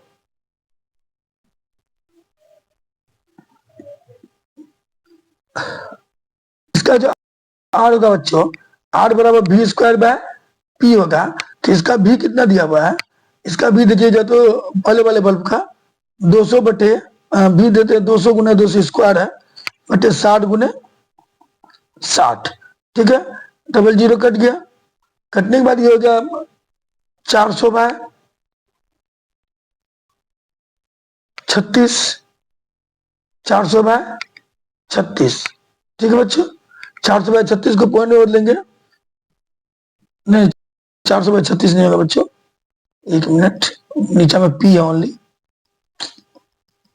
देखिए बी स्क्वायर है तो 200 गुने 200 हो गया, बी स्क्वायर नीचे में लिखिए पी है, जीरो हो गया, 60 हो गया, काट दिए, 4000 बाय 6 हो गया, पॉइंट में बदले, ये लगभग हो गया आपको 666.67 ओम हो गया। इस चीज को ध्यान दीजिएगा। और दूसरे वाला का जो निकालते हैं, जो दूसरा प्रतिरोध, इसका R1 मान लीजिए, इसका R2 मान लीजिए, दूसरे वाले का निकालते हो सेम काम होगा, ठीक है। 220 वोल्ट पर 40 वाट के दो बल्ब लगे हैं 200 पर, 200 गुने 200 बटे 40, 200 गुने 200 बटे 40, ठीक है। तो इसको काटा कितना हो गया? 5 हो गया, 40 पंजे 200, 5 से काट दिए, 10,000 हो गया। तो बच्चों ये हो जाएगा 1000 ओम, ठीक है। 1000 ओम इसका प्रतिरोध हो जाएगा। तो जो पहला वाला बल्ब है, पहले वाले बल्ब का अगर हम पावर निकालते हैं, शक्ति, तो P बराबर होगा, पहले वाले बल्ब का शक्ति निकालते हैं तो P बराबर हो जाएगा B square by R, P बराबर हो जाएगा बी स्क्वायर बाय आर। तो V कितना दिया? देखिए 100 वाट दिया है, तो 100 इंटू 100, ठीक है बच्चों। और पहले वाले का आर कितना निकाले? R1 P1 के निकालते हैं, तो पहले वाले का आर कितना निकाले हैं? 666.67, ठीक है। जब हम इसको बदलेंगे तो पॉइंट में 15 आएगा, लगभग 15 वाट के लगभग आएगा ये। तो ये 15 लिख दिए लगभग हम लोग, ठीक है। उसी तो दूसरे वाले का निकालते हैं इसका, तो इसका भी होगा बी स्क्वायर बाय R2। तो भी कितना दिया? 100 वाट पे दिया है, तो 100 गुने 100 बाय R2 कितना निकाले हैं?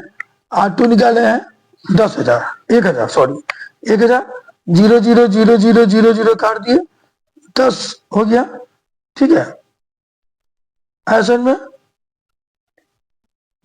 वाट शक्ति का मतलब वाट होता है, वाट लिखती है।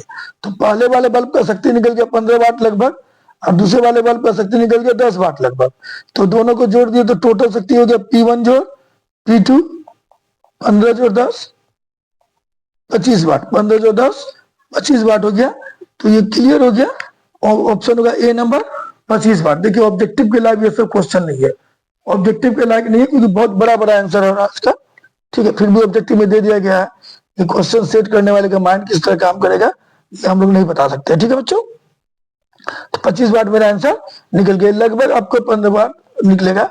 अगर हम यहाँ पर, अगर हम ये बटे को नहीं तोड़ते हैं, इसमें नहीं तोड़ते, इसमें रख देते हैं हम, तो क्या होता है 100 गुने 100 बटे ये वाला मान पुट कर देते हैं यहाँ, 4000 बटे 6 होता, तो नीचे वाला 6 ऊपर चल जाता, तो ये 2 0 2 0 1 0 1 0 कट जाता, 2 से 3 2 से 2 2 से 5, तो डायरेक्ट आप 15 वाट लिख सकते थे। अगर हम पॉइंट में बदल दिए थे, अगर पॉइंट में नहीं बदलते तो डायरेक्ट क्लियर आपका 15 वाट निकल जाता, ठीक है। तो इसका ऑप्शन होगा 25 वाट, ऑप्शन नंबर ए हमारा सही होगा।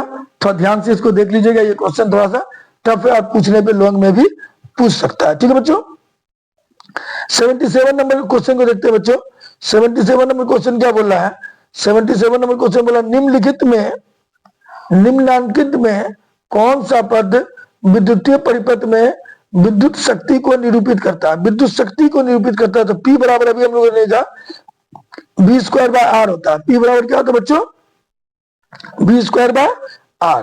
अभी हम लोगों ने देखा इस चीज को, तो आंसर होगा विद्युत शक्ति को निरूपित कौन करता है, बी स्क्वायर बाय आर। विद्युत शक्ति को निरूपित करने का फॉर्मूला क्या है, P बराबर बी स्क्वायर बाय आर। इस क्वेश्चन पे अभी हम लोगों ने मैथ भी बनाया है। ठीक है बच्चों, क्लियर हो गया। अब अगले क्वेश्चन को देखते हैं हम लोग। अगले क्वेश्चन को देखते हैं क्या कहता है। अगले क्वेश्चन में कह रहा है 1 जूल में कितना कैलोरी होता है। तो मैंने आपको अभी थोड़ी देर पहले बताया था 1 जूल में 0.239 कैलोरी होता है। ये 2025 में पूछा है, जिसको कहीं कहीं 0.23 लिखता है, कहीं कहीं 0.24 लिखता है। तो आप गौर करिए, यहाँ पर 23 दिया हुआ, इसके पहले जो बताया था उसमें 24 दिया हुआ था, बट 23 नहीं दिया हुआ था। इसमें 23 है तो, लेकिन 24 नहीं है। इस चीज को ध्यान देगा, दोनों में से कोई भी एक ही मान देगा। तो इसका यहाँ पर 24 नहीं है तो आंसर 23 होगा, 0.23 होगा। और मैंने पहले ही बताया था कि 0.23 देगा तो 0.24 नहीं देगा। ये 2025 में पूछा है, तो इस टाइप का क्वेश्चन पूछ सकता है। इस चीज को ध्यान दीजिएगा, थोड़ा कंफ्यूजन हो सकता है स्टूडेंट को, क्योंकि इसका आंसर दो तरह से समझा जा सकता है। 23 भी सही है, 0.24 भी सही है, 0.239 भी सही है। तो एक हालांकि एक्चुअल में 0.24 सही होना चाहिए, लेकिन कहीं कहीं 0.23 भी लिखा हुआ मिलेगा आपको, जैसे यहाँ आपको मिल गया। और ये क्वेश्चन 2025 में पूछा गया है। ठीक है, 0.24 रहता तो हम 24 नहीं मारते, लेकिन 0.24 ने देखिए 25 दे दिया, जो कि इम्पॉसिबल, ये होगा नहीं, और ये दोनों तो क्लियर नहीं होगा। तो आंसर होगा 0.23। ठीक है, तो 78 नंबर का आंसर होगा ऑप्शन नंबर ए। ठीक है, 79 नंबर क्वेश्चन देखते बच्चों। 79 नंबर क्या बोल रहा है, 79 नंबर बोल रहा है विद्युत हीटर में, ठीक है, विद्युत धारा के किस प्रभाव का उपयोग होता है। तो देखिएगा, विद्युत हीटर में विद्युत धारा के उसमें प्रभाव का उपयोग होता है, क्योंकि हीटर में जब विद्युत धारा सप्लाई की जाती है तो उसका तार गर्म होकर लाल हो जाता है, जो उसमें प्रभाव को दर्शाता है। तो इसका आंसर होगा उसमें प्रभाव। ठीक है, 79 नंबर का आंसर उसमें प्रभाव होगा। अब 80 नंबर देखते हैं, विद्युत धारा के उसमें प्रभाव पर आधारित एक उपकरण का नाम बताइए। भैया विद्युत धारा के उसमें मतलब विद्युत धारा का उसमें प्रभाव पर आधारित एक उपकरण का नाम बताने बोल रहा है, जिसमें विद्युत धारा प्रवाहित करने पर ऊष्मा उत्पन्न होती है, ऐसे एक उपकरण का नाम बताने बोला है। तो ऑप्शन नंबर लिखेंगे, इसका ऑप्शन में बहुत सारा नाम लिख सकते हैं, जैसे टोस्टर लिख सकते हैं हम लोग, टोस्टर जो ब्रेड वगैरह सेकने वाला होता है। हीटर लिख सकते हैं हम लोग, हीटर, सॉरी हीटर, टोस्टर लिख सकते हैं, हीटर लिख सकते हैं। ठीक है, गीजर लिख सकते हैं, जो पानी गर्म करने वाला गीजर होता है वो होगा। तो ढेर सारे उपकरण होंगे, तो ऑप्शन में हम लोग हीटर को लिख सकते हैं। दोनों हीटर, चाहे वो पानी गर्म करने वाला, सॉरी रूम गर्म करने वाला हीटर हो या खाना बनाने वाला हीटर हो, दोनों विद्युत धारा के उसमें प्रभाव पर ही निर्भर करता है। जिससे ऊष्मा उत्पन्न होगी वो विद्युत धारा के उसमें प्रभाव को दर्शाएगा बच्चों। तो इसका ऑप्शन तो नहीं दिया, डायरेक्ट क्वेश्चन बनाया है। ठीक है, तो इसका आंसर हम लोग हीटर लिख सकते हैं, टोस्टर लिख सकते हैं, गीजर लिख सकते हैं। जैसा आपका ऑप्शन दिया रहेगा उसके अनुसार आप जवाब दीजिएगा, ताकि उस उपकरण का नाम आपको लिखना है जिसको प्लग में डाले आयरन भी होगा, इस्त्री जिसको कहते हैं विद्युत इस्त्री वह भी होगा।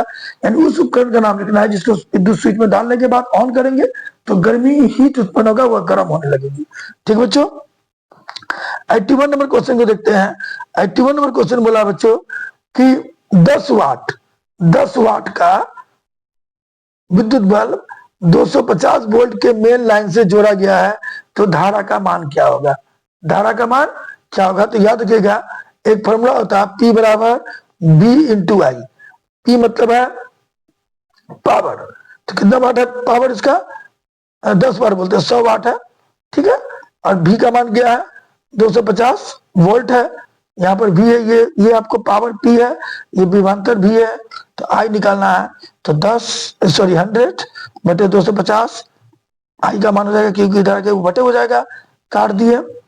ठीक है बच्चों, काटे, बच गया 5 से 5, 5 से 2, 2/5 हो गया। इसको पॉइंट बदलेंगे 0.4 एम्पियर। कितना होगा बच्चों, 0.4 एम्पियर। तो आंसर होगा ऑप्शन नंबर बी, 0.4 एम्पियर। 2014 में क्वेश्चन पूछा गया बच्चों। ठीक है बच्चों, तो ये क्लियर हो गया 81 नंबर का 0.4 एम्पियर। ठीक है, अब अगला क्वेश्चन देखते हैं। अगला क्वेश्चन में क्या है, यहाँ ध्यान दीजिएगा 82 नंबर में। अगला क्वेश्चन क्या बोला बच्चों? अगला क्वेश्चन बोल रहा है किसी विद्युत बल्ब पर 220 वोल्ट यानी विभवांतर का मान 220 वोल्ट दिया हुआ है, ठीक है, धारा का मान 2 एम्पियर दिया है, यानी किसी विद्युत बल्ब में 220 वोल्ट पर 2 एम्पियर की धारा प्रवाहित करते हैं, तो फिलामेंट का प्रतिरोध आर क्या होगा? ठीक है बच्चों, तो हम सब जानते हैं आर का फॉर्मूला होता है आर का फॉर्मूला होता है बी बराबर आई आर होता है। देखिए ओम का नियम हम लोग पढ़े हुए हैं ऑलरेडी, इसको याद रखिएगा, बी बराबर आई आर, बी बराबर आई आर। तो आर बराबर क्या हो जाएगा बच्चों? बी बटे आई। आर का मान क्या हो जाएगा? बी बटे आई। बी का मान दिया 220, आई का मान दिया 2 काटे 110 ओम। क्या हो गया बच्चों? 110 ओम होगा। तो आंसर होगा आपको 110 ओम। ऑप्शन नंबर बी हमारा सही होगा। 2015 में ये क्वेश्चन ऑलरेडी पूछा गया है। 83 नंबर क्वेश्चन को देखते बच्चों। 83 नंबर क्वेश्चन में क्या बोल रहा है? 83 नंबर क्वेश्चन में बोला बच्चों, 83 नंबर क्वेश्चन में बोला बच्चों, जो विद्युत शक्ति है, विद्युत शक्ति का ऐसा ही मात्रक क्या है? तो विद्युत शक्ति का ऐसा ही मात्रक वाट होता है। 2013 में कंपार्टमेंटल में भी, एनुअल में भी ये क्वेश्चन पूछा गया, 2016 में भी ये क्वेश्चन पूछा गया। ठीक है बच्चों, 84 नंबर क्वेश्चन को देखते हैं। 84 नंबर क्या बोला बच्चों? निम्न में किसका अर्थ जल है? Petro, turbo, nitro, hydro. तो याद रखिए बच्चों 2017 में क्वेश्चन पूछा गया है। हाइड्रो मतलब जल होता है बच्चों, इसलिए आप लोग सुनेंगे हाइड्रोफोबिया। रेबिस को हाइड्रोफोबिया कहते हैं क्योंकि उसमें लोग जल से डरते हैं। तो हाइड्रो मतलब होता है जल और फोबिया मतलब डर होता है, याद रखिएगा। तो हाइड्रो का मतलब क्या होता है? जल होता है, क्योंकि हाइड्रो से हाइड्रोजन बना है और जल में हाइड्रोजन होता है। इसका ऑप्शन नंबर डी हमारा सही होगा, 84 नंबर का हाइड्रो। ठीक है बच्चों, 85 नंबर क्वेश्चन देखते हैं बच्चों। 85 नंबर बोलता है कि विद्युत ऊर्जा का व्यवसायिक मात्रक क्या है? तो याद रखिएगा विद्युत ऊर्जा का व्यवसायिक मात्रक किलोवाट घंटा है, KWH, जिसको एक यूनिट भी कहते हैं। यानी 1 किलोवाट का मशीन अगर 1 घंटा चलता है तो बिजली का बिल हमारा 1 यूनिट आएगा।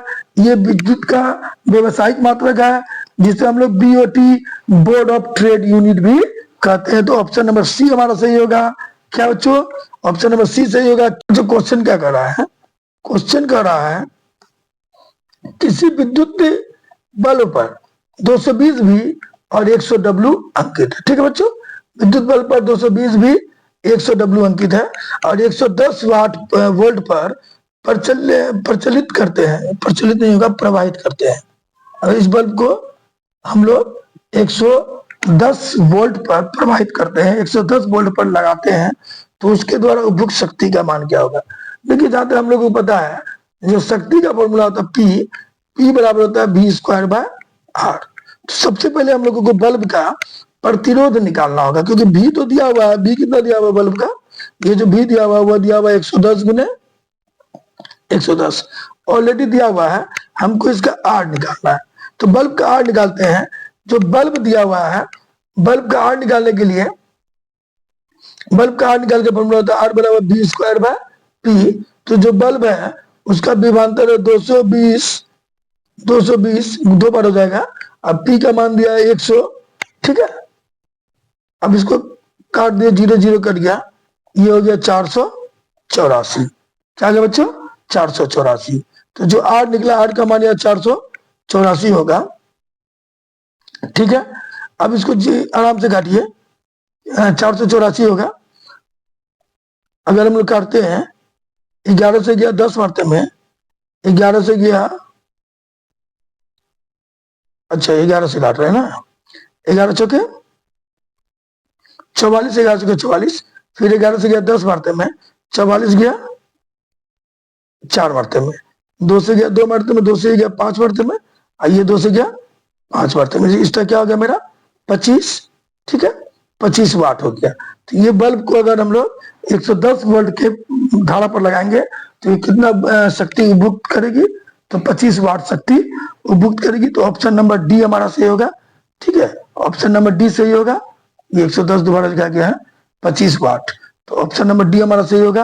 और ये क्वेश्चन आप देख सकते हैं 2012, 19, 22 और 22 में दोनों सिटिंग में पूछा है। फर्स्ट सिटिंग और सेकंड सिटिंग दोनों में ये क्वेश्चन ऑलरेडी पूछा गया है। ठीक है बच्चों, अब 8 नंबर क्वेश्चन को देखते हैं। 88 नंबर क्वेश्चन क्या करा बच्चों, कौन सा पद विद्युत परिपथ में विद्युत शक्ति को निरूपित नहीं करता है? कौन सा पद विद्युत शक्ति में कौन सा पद विद्युत परिपथ में विद्युत शक्ति को निरूपित नहीं करता है? ठीक है बच्चों, ये चीज ध्यान दीजिएगा। तो यहाँ जो ऑप्शन दिया रहेगा, ऑप्शन मैंने नहीं लिखा है, तो ऑप्शन नंबर ए रहेगा I²/R, ऑप्शन नंबर बी रहेगा IR², ऑप्शन नंबर सी रहेगा BI, ऑप्शन नंबर डी रहेगा B²/R। तो याद रखिएगा बच्चों, IR² कोई भी फॉर्मूला में लागू नहीं होता है।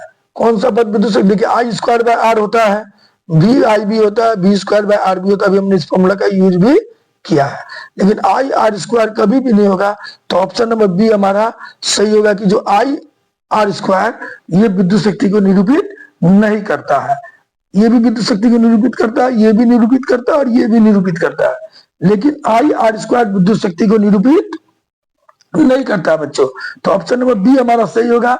और ये इंपॉर्टेंट क्वेश्चन है, ठीक है, ये 2012 में पूछा गया है, 2019 में पूछा गया है और 2022 में भी पूछा गया है। ठीक है बच्चों, 88 क्लियर हो गया। अब 89 नंबर क्वेश्चन को देखते हैं। 89 नंबर क्वेश्चन क्या बोला बच्चों, दो क्वेश्चन 89 और 90 दोनों को देख लेते हैं।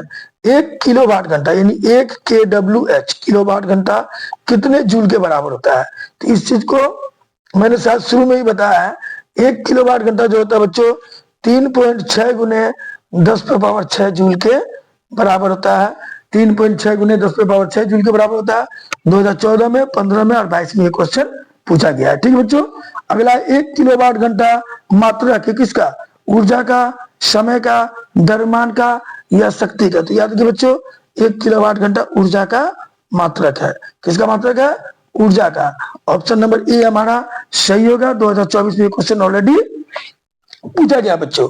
ठीक है, 91 नंबर क्वेश्चन को देखते हैं। 91 नंबर बोलता है विद्युत शक्ति का एसआई मात्रक क्या है? विद्युत शक्ति का एसआई मात्रक क्या है? ये 91 नंबर क्वेश्चन है और 2011 में पूछा गया। ठीक है बच्चों, तो याद रखिए विद्युत शक्ति का एसआई मात्रक वाट होता है बच्चों। क्या होता है? वाट होता है। इस चीज को ध्यान में रखिएगा। अगला है विद्युत बल्ब पर 110 W लिखा हुआ है, यानी बल्ब का पावर है 110 बोले 100 W लिखा हुआ है, तो बल्ब का पावर है 100 वाट और इसका विभवांतर दिया है 220 वोल्ट। ठीक है बच्चों, तो हमको इसका धारा निकालना है। तो I बराबर फॉर्मूला होता है P/V। I बराबर P/V होता है बच्चों। P का मान दिया 100 और V का मान दिया 220, काट दिए 2 से 5, 2 से 11, 0 0 कट गया, 5/11 एम्पियर होगा बच्चों। ठीक है, क्लियर हो गया। अगला क्वेश्चन देखते हैं।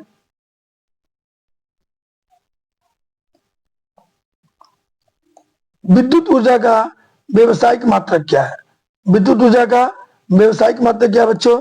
तो विद्युत ऊर्जा का व्यवसायिक मात्रक जो है वो होता है किलोवाट घंटा, जिसे BOT कहते हैं, बोर्ड ऑफ ट्रेड यूनिट के नाम पे यह प्रचलित है, BOT के नाम पे प्रचलित है। ठीक है बच्चों, 93 नंबर इसका होता है। तो बायोलॉजी का क्वेश्चन लिखा गया, ये आपका इस वीडियो में काम नहीं आएगा। ठीक है, इसीलिए इसको हम नहीं समझाते। ये 93 नंबर तक ही हम वीडियो बना के स्टॉप करते बच्चों। ठीक है, इसी के साथ हमारा ये वीडियो समाप्त होता है। ये वीडियो आपको, ये जो क्वेश्चन है इसका वीडियो आप लोगों को जब हम बायोलॉजी का वीडियो बनाएंगे तो उसमें प्रोवाइड करा देंगे। सारे इंपॉर्टेंट बायोलॉजी के क्वेश्चन भी आपको हमारे वीडियो पर मिल जाएंगे। इसके लिए करना क्या, हमारे चैनल को सब्सक्राइब, वीडियो को लाइक और शेयर कर देना बच्चों। जय हिंद, जय भारत।